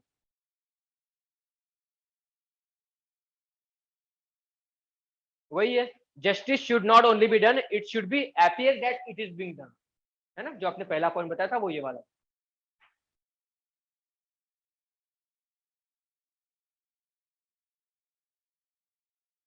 इंडिविजुअल कॉन्टेक्स्ट में इसका एप्लीकेशन क्या है? लोगों ने रैशनली थिंकिंग करनी चाहिए, हमेशा किसी की तरफ बायस नहीं होना चाहिए। मुकेश अंबानी है तो हमेशा अच्छी चीजें ही करेगा, कोई मतलब गरीब है तो वो हमेशा चोरी ही कर सकता है ना? हमने बायस नहीं होना चाहिए डिसीजन को लेके, हमेशा हमने रैशनल, मतलब दोनों को एक एक एक तरह में तोलना है हमको सबको। ठीक है, इंडिविजुअल के ऊपर, मतलब खास करके जब पुअर वल्नरेबल सेक्शन की वेलफेयर की बात आती है तब, गवर्नेंस में इसका वेलफेयर हो सकता है। आपने सोशल जस्टिस का कंसेप्ट पढ़ा होगा ना, सोशल जस्टिस GS2 का टॉपिक है सोशल जस्टिस, है ना, वहां पे है। सिविल सर्विसेज में तो बहुत ज्यादा इंपॉर्टेंट होती है। सोशल जस्टिस को हमने 9th 5 ईयर प्लान में भी पढ़ा हुआ है। अगर इकोनॉमी आपने पढ़ी है तो 5 ईयर प्लान में 9th 5 ईयर प्लान का मतलब मोटो था सोशल जस्टिस। सोशल जस्टिस मतलब सोसाइटी के जितने भी कंपोनेंट्स है उन सबको इक्वल जस्टिस मिलना चाहिए। मतलब जितने भी रिसोर्सेस है उन रिसोर्सेस पे सोसाइटी के हर सेक्शन का इक्वल राइट है, तो सबको जो रिसोर्सेस है वो सबको इक्वली बंटने चाहिए, है ना। और जिनको ज्यादा जरूरत है उनको ज्यादा मिलने चाहिए, जिनको कम जरूरत है, जिनकी डेवलपमेंट ऑलरेडी हो चुकी है, उनको वो रिसोर्सेज कम मिलने चाहिए, ठीक है। उसको बोलते हैं हम लोग सोशल जस्टिस। ये लिख लो, application, application of John Rawls theory of justice. पहला है प्रोसीजरल जस्टिस,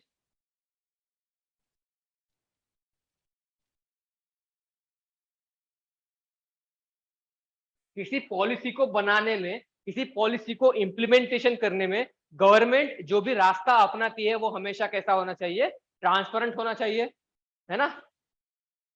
जो भी प्रोसीजर फॉलो करते हैं वो लोग ट्रांसपेरेंट होनी चाहिए, ओपन होनी चाहिए, मतलब पता रहना चाहिए कि नहीं, जिन सेक्शंस का वेलफेयर को ध्यान में रखते हुए सरकार ने ये पॉलिसी बनाई थी उन सेक्शंस को उसका सच में फायदा हुआ है ना। उसको बोलते हैं मतलब प्रोसीजरल जस्टिस, मतलब जो भी प्रोसीजर के थ्रू कोई प्रोसेस जा रही है तो वो प्रोसेस सच में फॉलो होनी चाहिए, ये है प्रोसीजरल जस्टिस। फिर है रीडिस्ट्रीब्यूटिव जस्टिस। रीडिस्ट्रीब्यूशन उसके नाम में ही है, रीडिस्ट्रीब्यूशन मतलब जिनके पास ज्यादा है उनसे लेना और जिनके पास कम है उनको डिस्ट्रीब्यूट करना। जैसे इनकम टैक्स, जिनका इनकम ज्यादा है उनको ज्यादा टैक्स लगता है ना, टैक्स ब्रैकेट के हिसाब से। उस टैक्स का यूज क्या होता है, वेलफेयर स्कीम्स में उसका यूज होता है। सरकार की अलग अलग जो भी पॉलिसीज होती है, नीतियां होती है, उनमें उन पैसों का यूज होता है गरीबों के वेलफेयर के लिए। ये हो गया रीडिस्ट्रीब्यूटिव जस्टिस। रीडिस्ट्रीब्यूट मतलब लेना किसी से और बाकी को डिस्ट्रीब्यूट करना, ठीक है। अगला है ओरिजिनल जस्टिस। इसका यूज खास करके सिविल सर्विसेज में होता है। जो भी सर्विस आप करोगे तो आपको ध्यान में रखना है कि जो भी पिछड़ा से पिछड़ा जो भी सेक्शन है उनका भी वेलफेयर होना चाहिए, ये इंश्योर करना है आप, उसको बोलते हैं ओरिजिनल जस्टिस। खास करके ओरिजिनल जस्टिस का यूज ऑर्गेनाइजेशन में होता है,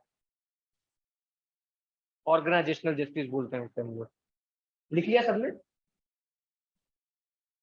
चलो आज इसको खत्म करना है, नॉर्मेटिव एथिक्स को खत्म करना है, फिर हमें अप्लाइड एथिक्स भी पढ़ना है, फिर ethics in public and private life भी पढ़ना है ना, बहुत कुछ चीजें पढ़नी है।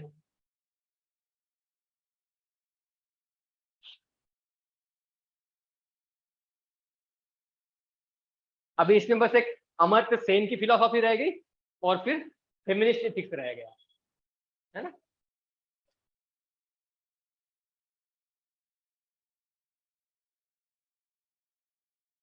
हो गया।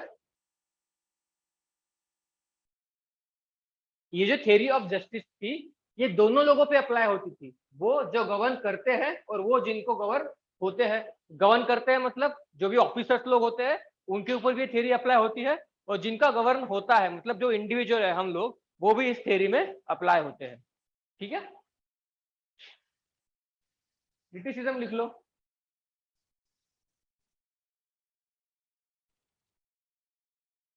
वेल ऑफ इग्नोरेंस हम लोग हर कंडीशन में अप्लाई नहीं कर सकते। लॉ के हिसाब से अगर देखा जाए तो भीख मांगना भी इलीगल है ना। अगर हम लॉ के बाय लॉ जाए तो भीख मांगना इलीगल है, लीगलाइज नहीं है, ठीक है। पर जो गरीब लोग हैं उनकी वो कंडीशन किस हिसाब से है, उसके लिए जिम्मेदार कौन है, स्टेट है ना। ये स्टेट की रिस्पॉन्सिबिलिटी है कि उसके स्टेट में कोई भूखा नहीं सोना चाहिए। फिर अगर कोई भूखा सो रहा है तो ये स्टेट की गलती है, ठीक है। पर अगर हम कहेंगे कि वो भूखे लोगों को भी अगर हम लोग सब एक ही कतार में खड़े करेंगे तो ये गलत बात हो जाएगी, है ना। वेल ऑफ इग्नोरेंस कैसे होना चाहिए, लोगों का बैकग्राउंड थोड़ा बहुत वहां पे हमको ध्यान रखना चाहिए, क्योंकि अगर कोई गरीब है, अगर किसी गरीब ने क्राइम किया है तो उसके पीछे उसका क्राइटेरिया क्या होगा, इसको भी हमें ध्यान में रखना चाहिए। तो ये उसका पहला क्रिटिसिज्म है वेल ऑफ इग्नोरेंस।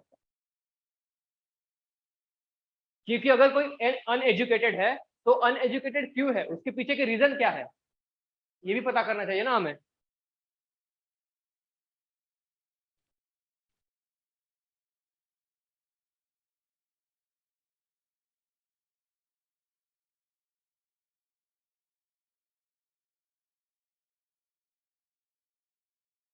दूसरा यह है कि रिफ्लेक्टिव इक्विलिब्रियम, मैंने कहा कि जस्टिस हुआ है, जस्टिस दिखना भी चाहिए। काफी डिसीजन सरकार के, गवर्नमेंट के या फिर सुप्रीम कोर्ट के ऐसे होते हैं जो दिखता नहीं है कि जस्टिस हुआ होगा, पर जस्टिस में रियलिटी में जस्टिस वहां पे होता है ना। तो ये जरूरी नहीं होता हर चीज में कि उनका फ्यूचर इम्प्लीकेशन पॉजिटिव ही होगा, ठीक है। पर जस्टिस तो हमेशा जस्टिस ही होता है ना, सबके साथ कोशिश की जाती है कि हर एक के साथ बैलेंस करने की कोशिश की जाती है। तो ये दूसरा क्रिटिसिज्म हो गया।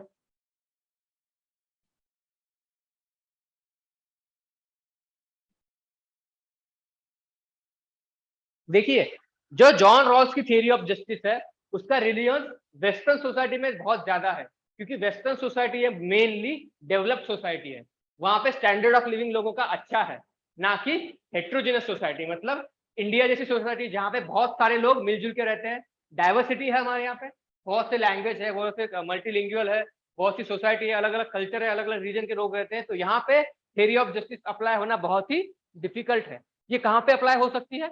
जहाँ पे एक ही धर्म के लोग रहते हैं, है ना, हम वहां पे सबको एक ही आईने से जांच सकते हैं, तो यहाँ पे नहीं कर सकते ना, क्योंकि हिंदू के लॉ अलग है, इस्लाम के लॉ अलग है ना, सबके लॉज यहाँ पे धार्मिक रूल्स अलग अलग है, तो हम सबको यहाँ पे यूनिफॉर्म सिविल कोड नहीं कर सकते, है ना। तो इसीलिए ये इसका एक क्रिटिसिज्म भी है।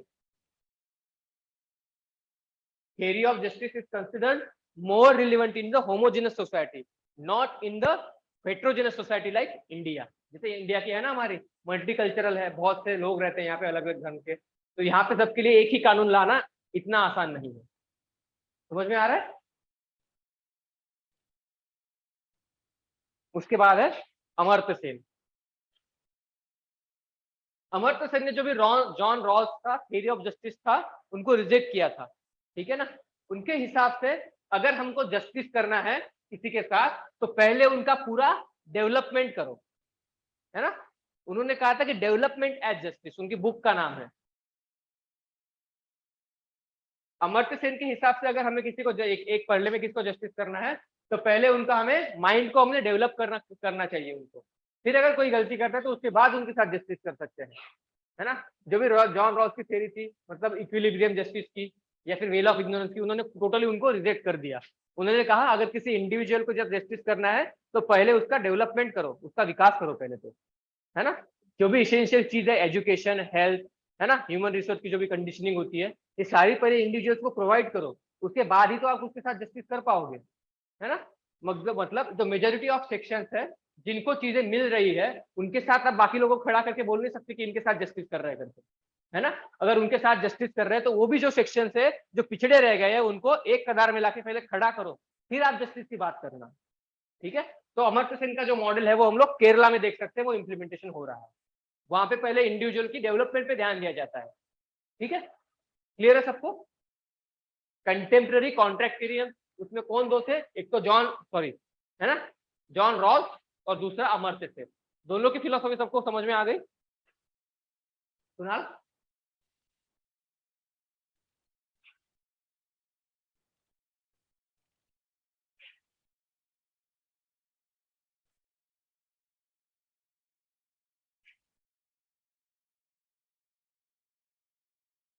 आजकल के कॉन्टेक्स्ट में सोशल जस्टिस करना बहुत ही ज्यादा चैलेंजिंग हो रहा है ना, क्योंकि जो भी लोग हैं, जो भी जिनके पास बहुत सब कुछ है, वो भी कल से कहते हैं कि मैं पिछड़ा हूँ।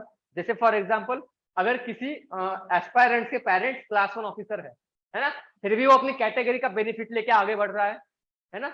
एक्चुअली क्या करना चाहिए उसको, जो भी उसका रिजर्वेशन है, उसको गिव अप कर देना चाहिए, क्योंकि उनका सोशल एम्पावरमेंट ऑलरेडी हो चुका है ना। पर सोसाइटी में सबको, मतलब डेवलपमेंट के लिए जो भी रिजर्वेशन है उसका फायदा चाहिए। इसका मतलब क्या है? जो भी जस्टिस है वो सबके साथ इक्वली यहाँ पे हम लोग कर नहीं पा रहे हैं, है ना, क्योंकि जो ह्यूमन नेचर है वो वहां पे आड़ा आ जाता है सबके सामने, ठीक है। ये चीज हो गई। उसके बाद है फेमिनिस्ट एथिक्स, उसको बोलते हैं एथिक्स ऑफ केयर।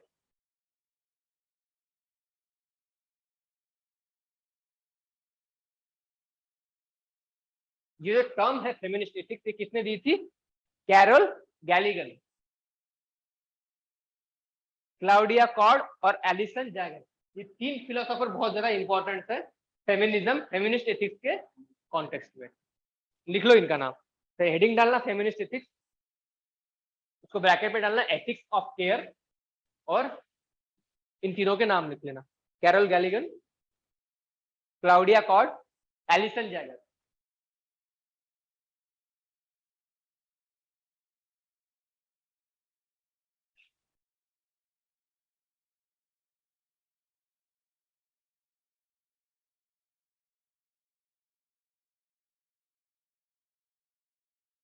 अगर हम एक सर्वे करें, वहां पे कुछ कुछ क्वेश्चंस रखे, है ना, एथिक्स के बारे में, अगर जैसे जेंट्स है और वुमेन्स है, उनके उस कॉन्टेक्स्ट में जो भी रिप्लाई होंगे वो अलग अलग होते हैं, ठीक है, क्योंकि एक ह्यूमन की, एक जेंट्स की कुछ कुछ क्वालिटी होती है वो डिफरेंट होती है, एक वुमेन की क्वालिटी अलग होती है। वुमेन के इसमें हमेशा एक केयर की फीलिंग होती है ना, आप अपने मदर में देखिए, आप अपने सिस्टर में देखिए, ऐसे जो भी पर्सन आपकी लाइफ में उनमें देखिए, केयर की फीलिंग उनमें कॉमन होती है।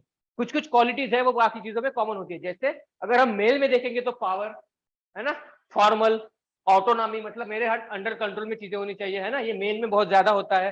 फिर करेज, अथॉरिटी होनी चाहिए मेरे पास, ये चीजें होती है। वही अगर हम फीमेल में देखें तो फीलिंग्स और कंपैशन, किसी के लिए भी, किसी के साथ अगर बुरा हो रहा है तो फीमेल्स को लगता है कि नहीं, इसके साथ बुरा नहीं होना चाहिए। वही वहां पे मेल थोड़े से रिजिड होते हैं वहां पे नीचे, ठीक है ना।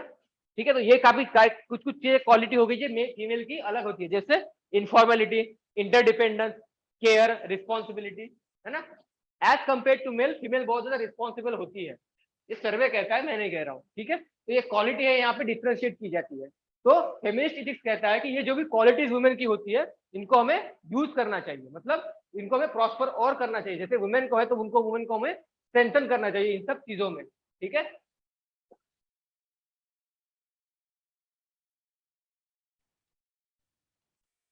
ये जो भी क्वालिटीज है देख लो इसको, rational thinking, power dominance, independent behaviour, courage and authority. Usually जो भी हिस्टोरिकली हमारी वुमेन्स है, उनको मेल पे डिपेंडेंट बनाया गया, उनका सोशलाइजेशन ही इस तरीके से किया गया कि वो मेल पे डिपेंडेंट हो। पर इन फिलोसोफर्स के हिसाब से हमें वुमेन्स को रैशनल थिंकिंग में लाना है, कि अगर कोई चीज है वहां पे वुमेन्स में रैशनली थिंक करना चाहिए। दूसरी है पावर डोमिनेंस, पावर डोमिनेंस किसकी है, फिलहाल तो मेल की है ना। वुमेन्स को रिजर्वेशन नहीं है। अपनी संसद में, अपनी पार्लियामेंट में देखो वुमेन्स का कितना रिप्रेजेंटेशन है, तो उनको भी पावर डोमिनेंस में लाना चाहिए। फिर इंडिपेंडेंट बिहेवियर, उनका जो डिपेंडेंस है मेल्स के ऊपर से, उनको मेल के ऊपर से उसको कम करना चाहिए। फिर है करेज एंड ऑथोरिटी, ये जो भी मेल की क्वालिटी है उनको वुमेन में हमें डेवलप करना चाहिए, ठीक है।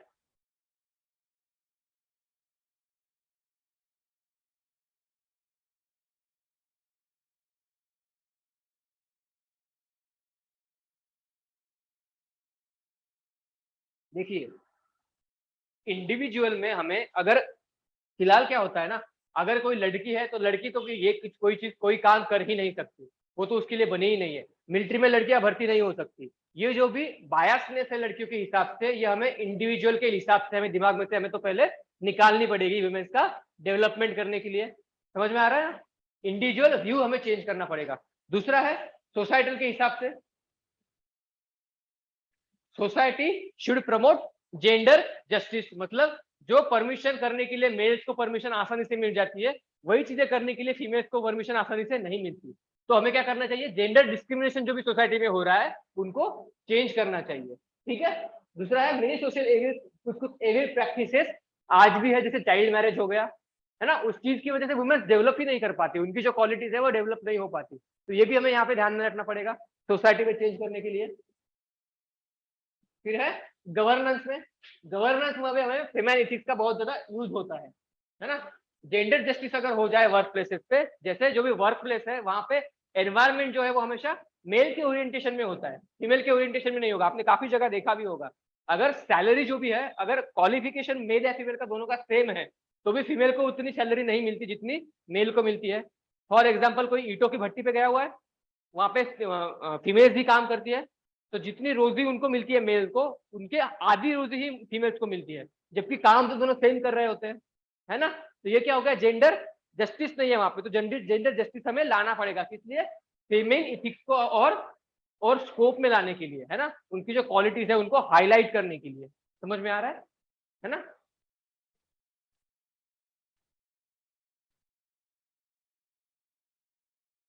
इसका कंक्लूजन हम लोग बोलेंगे कि जो भी एथिक्स ऑफ केयर है, सोसाइटी को फ्लरिश करने के लिए उसकी बहुत ज्यादा जरूरत है।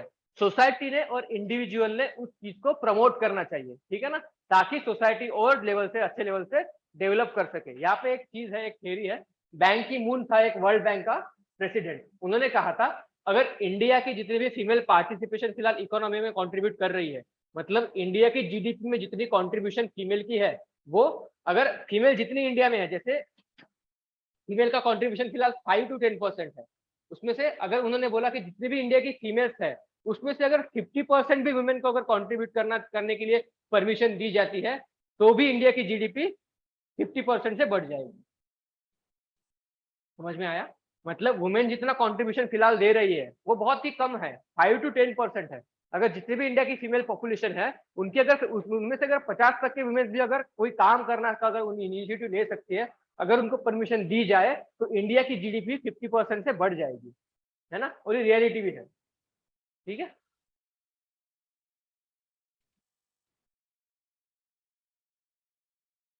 तो ये सब सारी थ्योरीज हमने पढ़ी नॉर्मेटिव एथिक्स के बारे में। तो नॉर्मेटिव एथिक्स की बेसिक बेसिक फिलोसॉफी सबको क्लियर है। दो हिस्सों में डिवाइड किया था, एजेंट, एक्शन। एजेंट में पढ़ा हमने एरिस्टोटल को। एरिस्टोटल इंडिविजुअल की कैरेक्टरिस्टिक्स के ऊपर डिपेंड करता है फिलोसॉफी किसी भी चीज को। दूसरा है एक्शन थ्योरी। एक्शन थ्योरी को हमने और दो पार्ट में डिवाइड किया, पहला था टेलियोलॉजिकल, दूसरा था सॉरी डिओन्टोलॉजिकल, दूसरा था टेलियोलॉजिकल। डिओन्टोलॉजी में हमने पढ़ा कांट को। कांट के हिसाब से किसी चीज को अगर हमको रिजल्ट पाना है तो रिजल्ट पाने के लिए रिजल्ट जस्टिफाई नहीं करता, मीन्स जस्टिफाई करते हैं कि हम उस चीज को कैसे गेन करने वाले हैं, उस चीज को कैसे हासिल करने वाले हैं। ठीक है, अगर हम मीन्स अच्छे हैं तो अल्टीमेटली रिजल्ट उसका अच्छा ही होगा। वही टेलियोलॉजिकल में हमने पढ़ा यूटिलिटेरियन अप्रोच। यूटिलिटेरियन में पढ़ा हमने दो, बेंथम और जेएस मिल। बेंथम कहता है कि एंड ही अच्छा होना चाहिए, मतलब मीन्स कैसे भी हो एंड अच्छा होना चाहिए, और एंड कैसा होना चाहिए, इंडिविजुअल को प्रॉफिट मेकिंग होना चाहिए, है ना? किसी भी इंडिविजुअल को जैसे लगे वो उसका एंड हो सकता है। वही जेएस मिल क्या कहता है, एंड अच्छा होना चाहिए, मीन्स मैटर नहीं करता, पर एंड कैसा होना चाहिए, सोसाइटी के लिए अच्छा होना चाहिए हमेशा, ये जेएस मिल कहता है। उसके बाद हमने पढ़ा कॉन्ट्रैक्टेरियंस। कॉन्ट्रैक्टेरियंस में हमने पहले पहले पढ़ा थॉमस हॉब्स। हॉब्स के हिसाब से कॉन्ट्रैक्ट होता है सोसाइटी में और इंडिविजुअल में। थॉमस हॉब्स के हिसाब से कॉन्ट्रैक्ट कैसा होना चाहिए, ऑथोरिटेरियन होना चाहिए स्टेट। दूसरा पढ़ा हमने जॉन, सॉरी कौन था, जॉन लॉक था ना, जॉन लॉक, उनके हिसाब से कॉन्ट्रैक्ट होना चाहिए पर वहां पे इंडिविजुअल को थोड़ी बहुत फ्रीडम होती है, वो रिवोल्ट कर सकता है स्टेट के हिसाब से अगर उसको पसंद नहीं आता तो। तीसरा पढ़ा रूसो। रूसो के हिसाब से जो भी कॉन्ट्रैक्ट है वो टोटली इंडिविजुअल के ऊपर डिपेंड होगा, जो भी टर्म्स कंडीशन इंडिविजुअल रखेंगे वो टर्म्स एंड कंडीशन फुलफिल होनी चाहिए, क्योंकि अल्टीमेटली स्टेट जो है वो इंडिविजुअल के डेवलपमेंट के लिए है, स्टेट के डेवलपमेंट के लिए नहीं है। ये हो गई सारी फिलोसॉफी। फिर उसके बाद पढ़ा हमने कंटेम्प्रेरी कॉन्ट्रैक्टेरियन, ठीक है ना, उसमें पढ़ा जॉन रॉस की थ्योरी ऑफ जस्टिस, उसमें वेल ऑफ इग्नोरेंस और रीइक्विलिब्रियम, ठीक है ना, रिफ्लेक्टिव इक्विलिब्रियम। उसके बाद पढ़ा हमने अमर्त्य सेन। अमर्त्य सेन का क्या था, डेवलपमेंट एज जस्टिस, है ना, मतलब अगर किसी इंडिविजुअल के साथ जस्टिस करना है तो पहले उसका डेवलपमेंट करो, तभी हम कह सकते हैं कि उसके साथ हम जस्टिस कर पाएंगे। ठीक है, उसके बाद हमने पढ़ा फेमाइनिटिक्स।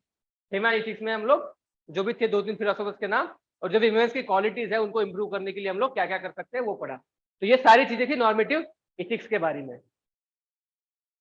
है ना। तो देखिए जो भी एथिक्स का कंडक्ट होता है उसके लिए काफी सारे क्राइटेरियाज है कि वो राइट है रॉन्ग है, तो हम जो जितने भी केस स्टडीज पढ़ेंगे उनको हम लोग इन बेसिस पे स्टडी पे वैरी करने की कोशिश करेंगे कि क्या राइट है क्या रॉन्ग है नॉर्मेटिव एथिक्स के हिसाब से। ठीक है, अब ये जितनी भी थ्योरीज हम लोगों ने पढ़ी सबको अपने माइंड में क्लियर है किस किस चीज में क्या क्या था, कभी भी आपको पूछ लिया तो आप कर सकते हो। इन थ्योरीज का यूज हमें आगे हम लोग केस स्टडीज पढ़ेंगे, है ना, वहां पे आपको इनका इनका यूज करना है। फिर जो भी आप एक्शन लोगे, जो भी आपका डिसीजन होगा वो आपको इन इन लोगों के बिहाफ पे आप उसको जस्टिफाई कर सकते हो। ठीक है ना, जो भी वो सिचुएशंस देंगे, ठीक है, या फिर इंटरव्यू में कभी आपसे क्वेश्चन पूछ लिया, ठीक है ना, जो भी आप डिसीजन लोगे तो आप इनको इन चीजों को यूज करके अपना डिसीजन जस्टिफाई कर सकते हो। ठीक है, इनको एग्जाम्पल के हिसाब से, इसीलिए जो भी ये थ्योरीज हमने आज पढ़ी उनको आपको अप्लाई करना है ना।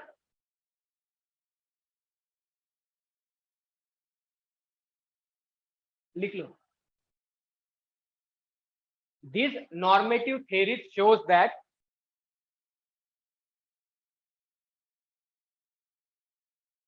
This theory should be taken from the perspective of diversity, complexity, dynamism and advancement of knowledge.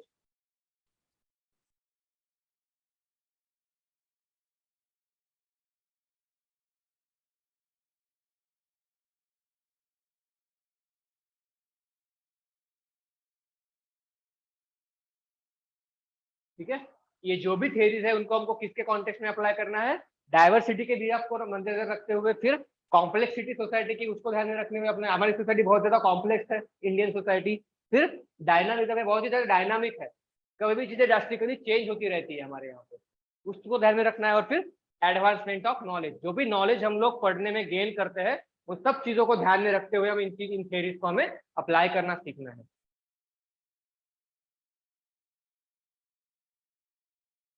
ठीक है ना। एथिक्स ये नहीं होता कि सिचुएशन को देख के उसके बारे में जजमेंट लो, एथिक्स ये होता है कि सिचुएशन को पहले जो भी है उसको समझो, क्या क्या वहां पे थेरीज अप्लाई हो रही है, उसको उसको जस्टिफाई करो, कि हमें फिर वहां पे बैलेंस करके देखना है कि कौन सी थेरी यहाँ पे जस्टिफाइबल होगी जब उसको अप्लाई करेंगे तब, है ना। On the way on the spot decision नहीं लिया जाता, सोच के लिया जाता है ना।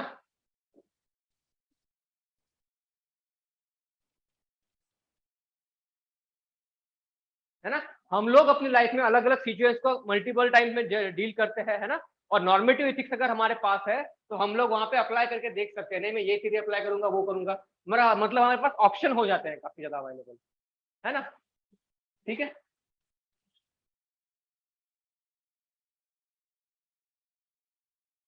जैसे एक्ट ऑफ डिमोनिटाइजेशन, पता है ना, नोटबंदी की थी मोदी सरकार ने, है ना।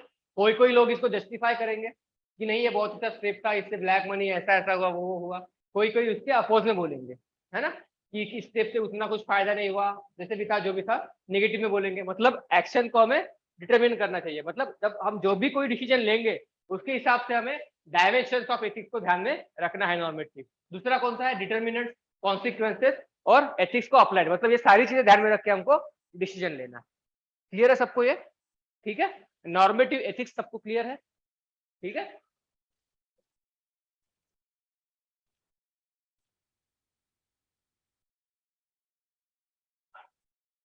तो essence of ethics, determinants of ethics, consequences of ethics and dimensions of ethics. उस डायमेंशंस ऑफ एथिक्स में Meta, descriptive, normative and applied, ठीक है। तो अभी हम लोग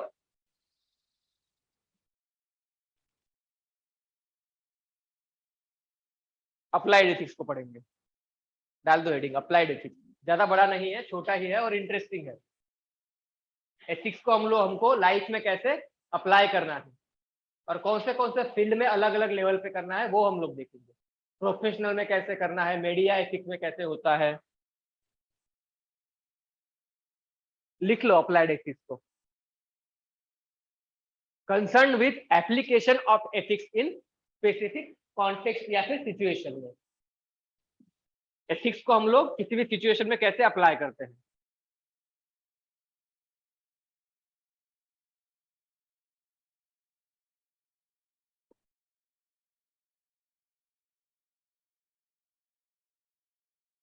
बस इतना लिखना है, concern with application of ethics in specific context, लिखा।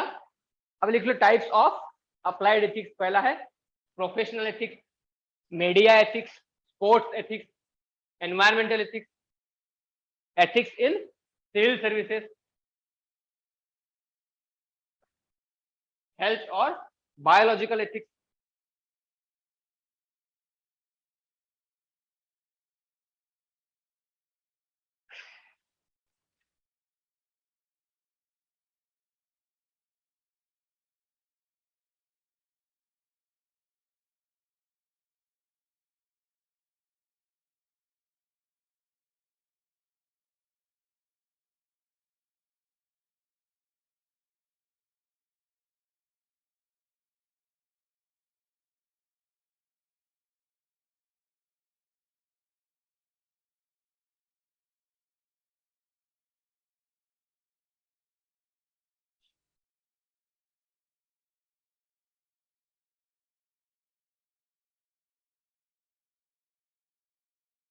हो गया।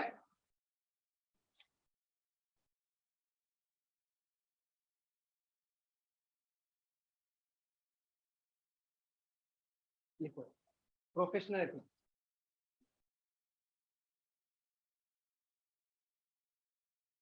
deals with the professional standards related to any profession, उसमें legal, health, medical, engineering, business, कोई भी चीज हो सकती है।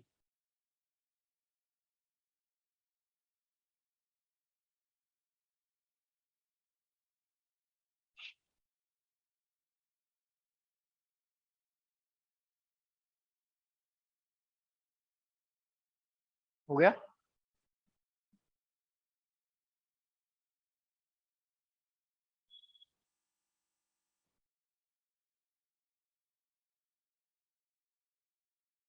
उसमें क्या क्या चीजें आती है? पहले तो हो गया प्रोफेशनल एक्सपर्टीज, जो भी आपका प्रोफेशन है उसमें आप एक्सपर्टी होनी चाहिए, कुछ ना कुछ तो आपको आना चाहिए उस चीज का। ठीक है।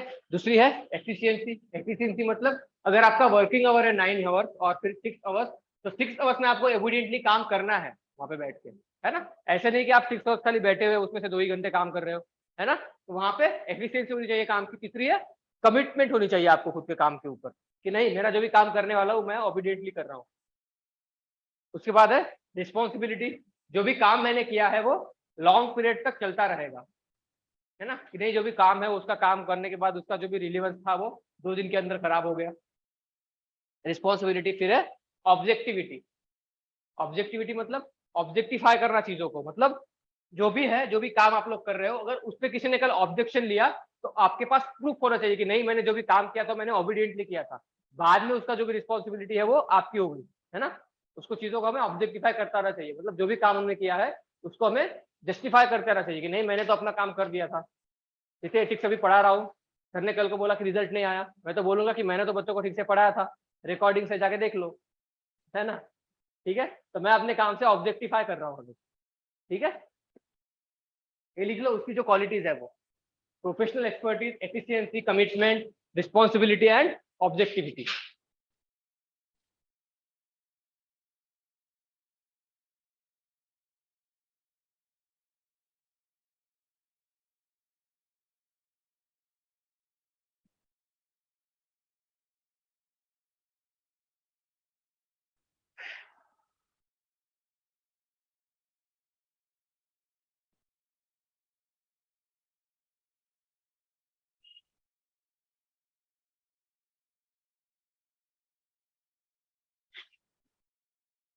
हो गया। उसके बाद लिखना मत, बस समझ के लो। लीगल प्रोफेशन मतलब कोई वकीली कर रहा है ना। वकीली करने का उसका काम है, अगर उसने किसी क्रिमिनल की भी केस ली है तो उसका वो काम है कि वो उस चीज को जस्टिफाई करे। जैसे वो निर्भया का जो केस था उसका जो वकील था उसने लास्ट स्टेज पे तक ट्राई किया उन लोगों को बचाने की। ठीक है ना। बाय एथिक्स वो अपनी जगह पे सही है क्योंकि वो उसका प्रोफेशन है ना। वो उसके प्रोफेशन से लॉयल रहा आखिर तक, है ना। वैसे ही दूसरी चीज है मेडिकल ग्राउंड, ये हो गया हमारा, इसको हम लोग आगे पढ़ेंगे।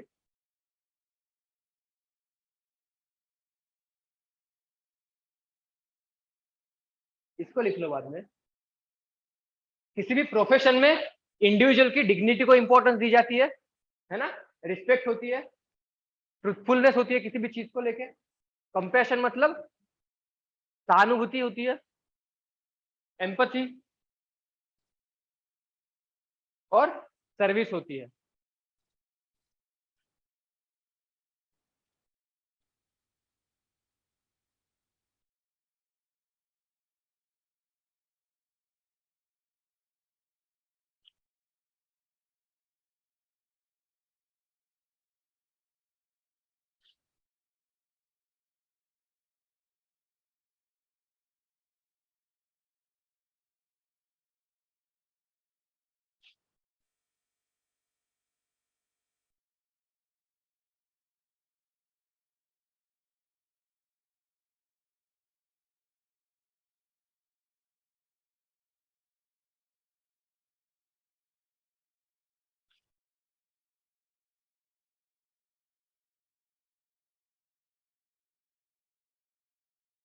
उसके बाद लिख लो civil services as a profession, वहां पे कौन सी क्वालिटीज होनी चाहिए, प्रोफेशनल एथिक्स में क्या क्या आता है।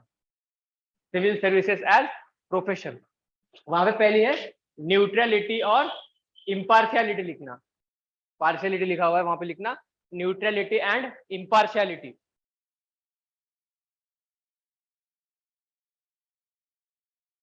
न्यूट्रल होना चाहिए हमें हर सेक्शन को लेके, है ना। कोई अगर पिछड़ा वर्ग है, कोई अगर शेड्यूल कास्ट है, शेड्यूल ट्राइब है, तो हमें किसी के साथ वहाँ पे हमारे जो इनर जो भी जजमेंट होगी हमारे उससे बायस नहीं होना चाहिए, हमें सबके साथ न्यूट्रल रह के वहाँ पे डिसीजन लेना है। जैसे जो भी सर्विस हम देने वाले हैं वो सबको सेम देनी है, उसको बोलते हैं हम न्यूट्रलिटी या फिर नॉन बायसनेस, इम्पार्शियलिटी। फिर है सेल्फलेसनेस। अगर कोई काम हमें करना है तो वहां पे खुद का इंटरेस्ट साइड में रख के करना है।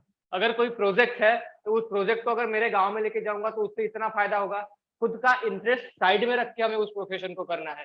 फिर है ऑब्जेक्टिविटी, जैसे मैंने अभी बताया, अगर कोई चीज कोई स्कीम को मैं इम्प्लीमेंटेशन कर रहा हूँ तो मुझे उस हिसाब से करना है कि मैं खुद के पास मेरे प्रूफ रहे कि नहीं मैंने अपना काम ठीक से किया था। अगर कल के किसी ने ऑब्जेक्टिफाई करता है तो मैं वहां पे अपना डिसीजन देने के लिए मेरे पास प्रूफ होना चाहिए कि नहीं मैंने जो भी काम किया था वो ओबीडिएंटली किया था। उसके बाद है रिस्पॉन्सिबिलिटी। अगर किसी गांव में आपको रास्ता बनाना है तो रास्ता अच्छे टाइम तक चलना भी चाहिए, ये नहीं कि 5 महीने में ही रास्ता खराब हो गया, है ना। तो रिस्पॉन्सिबिलिटी भी होनी चाहिए किसी काम को लेकर। उसके बाद है कमिटमेंट। कमिटमेंट बहुत ज्यादा इंपॉर्टेंट होती है सिविल सर्विसेज में। उसके बाद है लीडरशिप। ये सारी क्वालिटीज होती है प्रोफेशनल एथिक्स में एक सिविल सर्विसेज में। लिख ली सबने?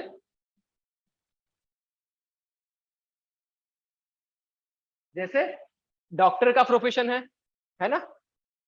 कोई अगर टेररिस्ट है ना, टेररिस्ट को गोली लग गई है तो डॉक्टर का प्रोफेशन है, उसने ओथ ली होती है कि उसका काम क्या होता है, पेशेंट को बचाना। आपने मूवीज में भी देखा होगा ये। तो वहां पे उसका एथिक्स होता है कि वो किसी पेशेंट को बचाना चाहिए, भले ही वो टेररिस्ट होगा या फिर कोई नॉर्मल सिटीजन होगा। तो एक डॉक्टर का ये एथिक्स है कि उसने उसकी जान बचानी चाहिए, ठीक है ना।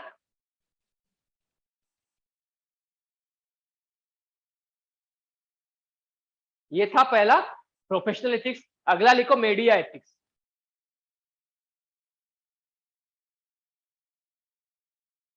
उसमें लिखना news and views should be given unbiased, they should be free and fair.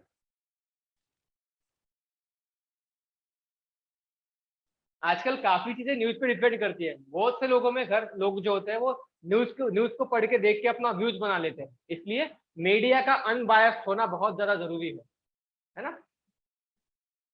और वो कैसे होगा, जो भी व्यूज है वो बायस ना हो, जो भी दोनों व्यूज बताए वो लोग। कभी कभी मीडिया क्या करती है ना, किसी एक चीज को बहुत ज्यादा हाईलाइट कर देती है, दूसरी बाजू बताती ही नहीं है। तो उन्होंने हमेशा दोनों दोनों पक्षों को रख के उन्होंने डिसीजन लेना चाहिए, है ना, कि ये चीजें हैं, बाकी डिसीजन पब्लिक को लेने दो। कभी कभी कोई मीडिया होती है कि अपने आप ही डिसीजन सुनाने लग जाती है जो भी इश्यू है, एक चीजों को हाईलाइट करके। तो वैसे नहीं होना चाहिए, अनबायस्ड होनी चाहिए हमेशा।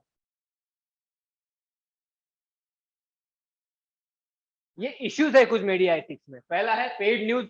पता है ना आपको पेड न्यूज क्या होती है? कोई की चीजें से फिर इलेक्शन होता है तो इलेक्शन के टाइम पे पेड न्यूज होती है। कोई पार्टी अपने फंडिंग को लेके फंडिंग करके फिर अपने बारे में पॉजिटिविटी फैलाने की कोशिश करके वो पेड न्यूज होती है। फिर है सेंसेशनलाइजेशन ऑफ न्यूज, है ना, लोगों की फीलिंग्स को ध्यान में रखते हुए कोई न्यूज को पिक्चरिफाई करना, है ना। उसके बाद है फॉर टीआरपी, टीआरपी के लिए फेक न्यूज करना, रिपब्लिक टीवी वगैरह जो भी करते हैं वो लोग, है ना, एग्जाम्पल।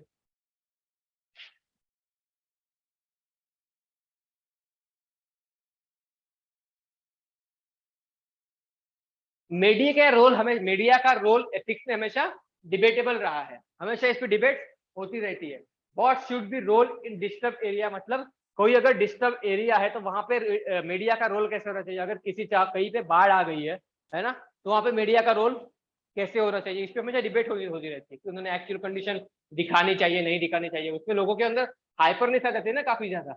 जैसे 26/11 का अटैक हुआ था, वहां पे मीडिया लगी हुई थी अपना, है ना। तो वहां से जो टेररिस्ट का जो भी पर्पज है वो फुलफिल हो रहा है, समझ में आ रहा है आपको, है ना। तो वहां पे लोगों को ठीक से ध्यान में रखना चाहिए क्या, अगर अगर मीडिया के कवरेज में ह्यूमन राइट्स का वायोलेशन तो नहीं हो रहा है, या फिर वीकनेस ऑफ सिक्योरिटी फोर्सेस तो नहीं हो रही है। इन सब चीजों को ध्यान में रखते हुए मीडिया ने अपना काम करना चाहिए, ठीक है ना।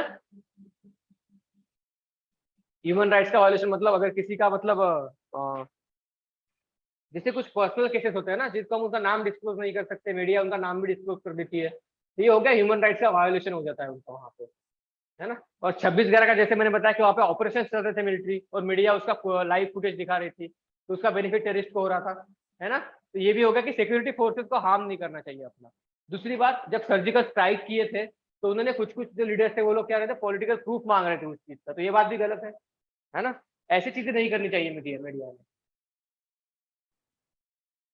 वही है, सर्जिकल स्ट्राइक के वक्त वहां पे वाला है।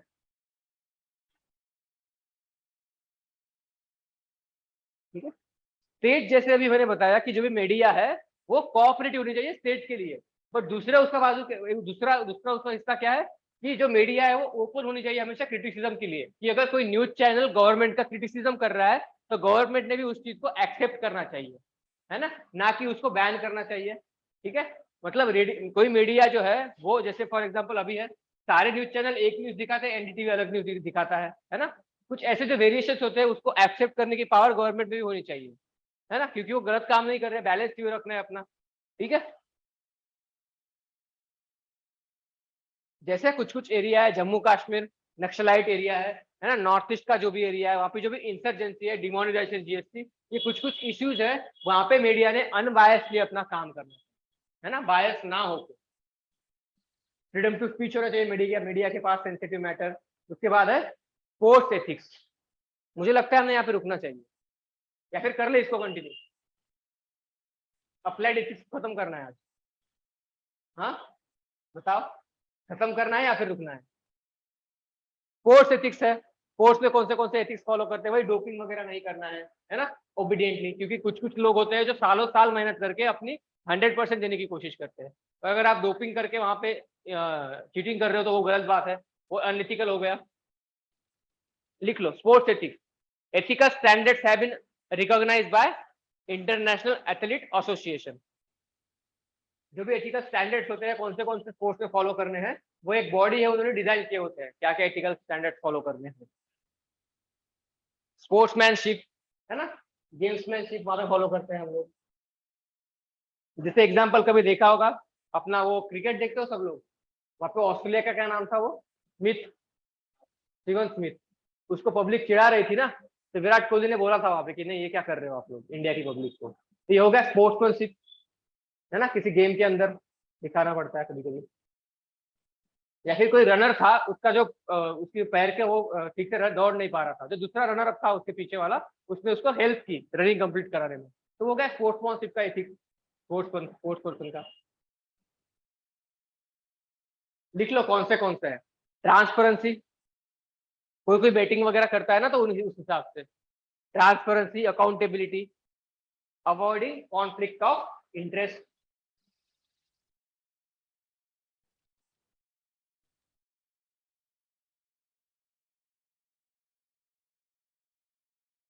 ये सब लोढ़ा कमेटी की रिकमेंडेशन है।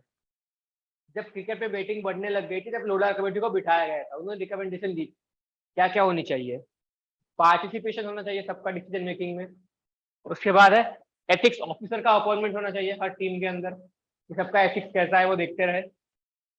फिर है इलेक्शन बाय इलेक्शन कमीशन, जो भी बीसीसीआई का जो प्रेसिडेंट है उसका इलेक्शन उन्होंने बोला था कि इलेक्शन कमीशन ने करना चाहिए। और इंडिपेंडेंट इंस्टीट्यूशन का हमेशा वहां पे ऑडिट होते रहना चाहिए, कि वहाँ पे जो भी डीलिंग्स है वो कैसे हो रही है, ट्रांसपेरेंट है या नहीं है, कि वहाँ पे कोई करप्शन हो रहा है, ये सब वहाँ पे ध्यान में रखना चाहिए स्पोर्ट्स एथिक्स के अंदर। लिख लिया सबने। पहले हमने पढ़ा एथिक्स का application, professional ethics, media ethics, अभी स्पोर्ट्स एथिक्स। ठीक है,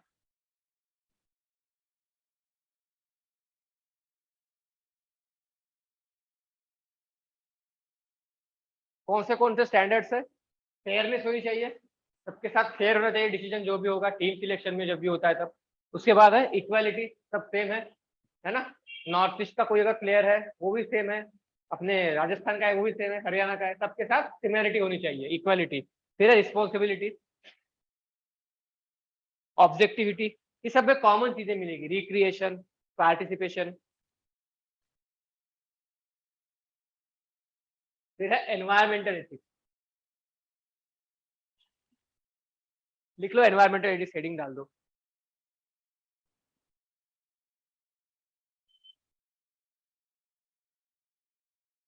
related to human behaviour in the context of environment, हमारे एनवायरमेंट को लेके हमारा अप्रोच क्या है, उसको बोलते हैं हम लोग environmental ethics. It is about how human should conduct with his environment, क्योंकि खाली एनवायरमेंट में हम ह्यूमंस नहीं रहते, एनिमल्स रहते हैं, प्लांट्स रहते हैं, और भी चीजें यहाँ पे एग्जिस्ट करती है, जो स्पीसीज होती है सारी होती है, वाटर, नेचर, तो जो भी रिसोर्सेस है वहां पे सबका इक्वल राइट है ना, खाली ह्यूमन का नहीं है। तो हमने अपने एनवायरमेंट को हमेशा कंजर्व करने की कोशिश करनी चाहिए। ठीक है, वही बोलता है environmental ethics. Ethical standards in the human context, issues related to environment, जैसे जीएम क्रॉप हो गया। जीएम क्रॉप क्या है? Genetically modified crop, BT cotton हो गया, है ना। इससे क्या होता है, भले ही कुछ बीमारी से वो क्रॉप बच जाता है, पर जो भी नेचुरल क्रॉप है उसके साथ हम लोग छेड़छाड़ कर रहे हैं, तो हमें वो नहीं करना चाहिए, एथिकली रॉन्ग है ना। किसी इंसान को अगर आधा इंसान और आधा जानवर बना दिया तो ये गलत बात है ना। ठीक है, तो वैसे ही जीएम क्रॉप बनाना यहाँ पे गलत बात है ना। इंसान ने एनवायरमेंट की जो भी एक्टिविटीज है उसमें इंटरफियर करना कम करना चाहिए या फिर बंद ही करना चाहिए। ठीक है, जो भी नेचुरल चीज है उसको वैसे ही रहने दो। ठीक है,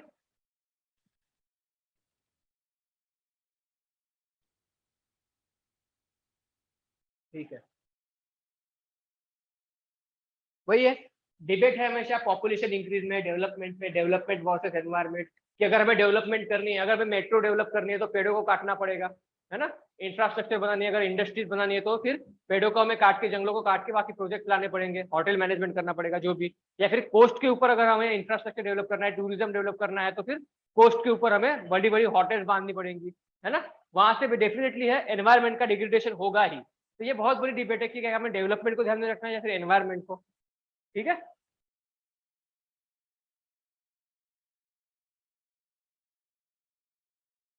ठीक है। या तो यहाँ पे गवर्नमेंट की पॉलिसीज मैटर करती है, या फिर स्ट्रिक्ट लॉज होने चाहिए, जैसे प्लास्टिक को बैन करना है। गवर्नमेंट 3 साल से कोशिश कर रही है कि सिंगल यूज प्लास्टिक को बैन किया जाए। ठीक है ना, गवर्नमेंट ने लॉ भी लाया, फाइन्स भी लगाए, फिर भी लोग सिंगल यूज प्लास्टिक हमेशा करना बंद नहीं कर रहे हैं। तो ये क्या है, एथिकली गलत है। लोगों को जब एथिकली ये चीज समझ में आ जाएगी कि सिंगल यूज प्लास्टिक से एनवायरमेंट पे बहुत ज्यादा हार्मफुल इफेक्ट हो रहा है, तब लोग अपने आप ही उस प्लास्टिक को यूज करना छोड़ देंगे। वहां पे फिर गवर्नमेंट की भी जरूरत नहीं पड़ेगी, ना ही किसी लॉ की जरूरत पड़ेगी। इसीलिए एनवायरमेंटल एथिक्स बहुत ज्यादा इंपॉर्टेंट है। ठीक है, फिर है हेल्थ एथिक्स। ऐसे कहा जाता है कि कोरोना वायरस चाइना ने ही फैलाया था, है ना। यही बात है, मतलब ये तो एक अफवाह हो गई, पर कहते हैं कि हेल्थ एथिक्स होना चाहिए।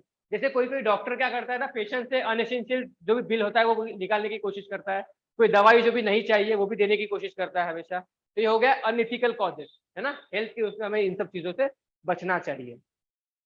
दूसरा है हेल्थ एथिक्स में सरोगेसी, आपने देखा होगा ना सरोगेसी। ठीक है, वो भी एक हेल्थ इश्यू हो गया, एथिकली वो चीज गलत है। ठीक है ना, देखा चाहिए तो जिस चीज को किसी को अगर बच्चा नहीं हो रहा है तभी उस केस में उसने सरोगेट को अपॉइंट करना चाहिए। पर लोग क्या करते हैं, बाकी चीजों की जिसके पास पैसा जाता है वो भी सरोगेट को अपॉइंट कर देते हैं ना। तो ये चीज हेल्थ के हिसाब से गलत है। फिर है बायो एथिक्स, बायोलॉजिकली, है ना, free parent baby, genetically change करना। चाइना के एक साइंटिस्ट ने उसके बेबी के जीन्स ही चेंज कर दिए थे, ये बात भी गलत है। बायो एथिकली ये सब चीजें रॉन्ग है। सरोगेसी का मैंने बताया, है ना, कैसे गलत है। फिर है एंथुसियासा, मतलब अगर आप डॉक्टर हो, आपके पास एक पेशेंट है ना, आपको पता है अगर आप उसका ऑपरेशन करोगे उसके पास भी वो बचने के चांसेस कम है, आपने उसका ऑपरेशन कर दिया, ऑपरेशन करने के बाद में वो ठीक नहीं हुआ, जो भी उसकी बीमारी थी वो ठीक नहीं हुई, उसको उस बीमारी से बहुत ज्यादा पेन हो रहा है ना, वो जीना नहीं चाहता, वो बोलना चाहता, उसको लगता है कि मैं डॉक्टर, आप आपके हाथ में है सब कुछ, वो आपको रिक्वेस्ट कर रहा है कि आप मुझे मार दो, आपको बस एक इंजेक्शन देना है। पर वहां पे फिर आपका एथिक्स है, आप ऐसे नहीं कर सकते, किसी पेशेंट को मार नहीं सकते। पर वो पेशेंट मर नहीं रहा है, पर वो रोज मर रहा है, इतनी परेशानी उस पेशेंट को हो रही है, तो वहां पे आपका एथिक्स सामने आता है। फिर आप उस कंडीशन में क्या करते हो, उसको बोलते हैं एंथुसियासा। मतलब किसी पेशेंट को अगर खुद से मरना है ना, एक मूवी आई थी गुजारिश करके ऋतिक रोशन की, उसमें एंथुसियासा के ऊपर बताया गया था, है ना। तो ये सब एथिक्स में चीजें ये सब इंक्लूड होती है, डॉक्टर की वहां पे कैसे बिहेव करते हो आप लोग, वो वहां पे इक्वल होता है कंसिडरेशन में।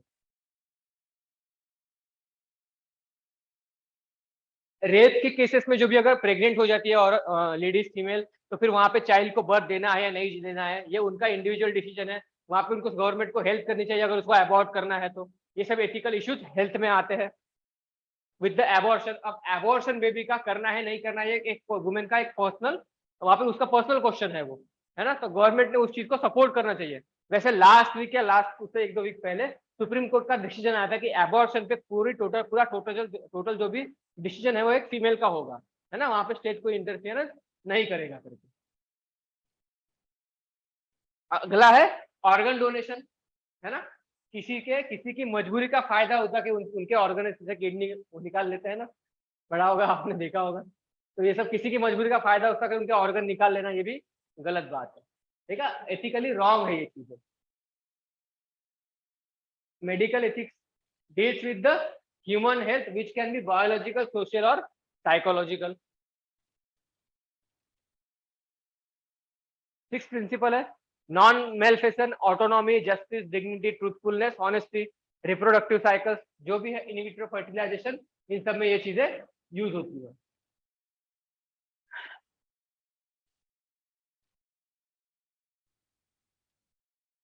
लिख लो मेडिकल एथिक्स में तीन चार चीजें, अगर कैपेसिटी है तो।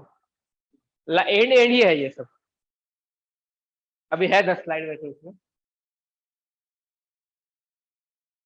या फिर कल कंटिन्यू करना है। हाँ, कल करना है।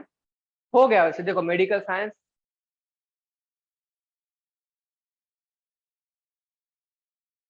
कल देख लेंगे इसको हम लोग, ठीक है। मेडिकल एथिक्स को कल कर लेंगे। फिर उसके बाद है ethics in public and private life, है ना, ये हम कर लेंगे आगे।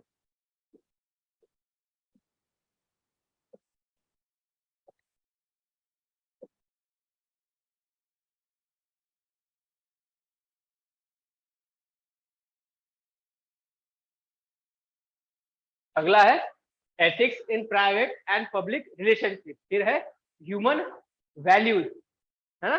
फिर ह्यूमन वैल्यूज कैसे कैसे बनती जाती है उसमें, रिफॉर्मर्स का कंट्रीब्यूशन क्या है, फिर role of family, society, educational institution human values को इनकलकेट करने में। फिर अगर इतना करने के बाद हमारा पहला टॉपिक कवर हो जाएगा, एथिक्स एंड ह्यूमन इंटरफियरेंस, ठीक है। इस क्लास में या फिर अगले क्लास में कवर करने की कोशिश करेंगे।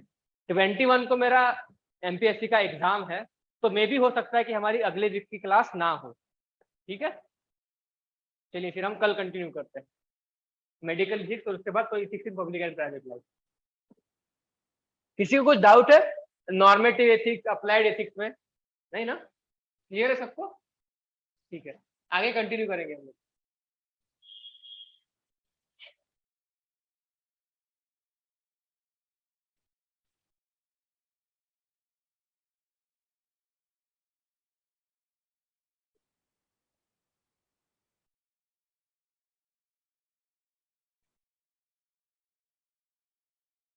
चलो,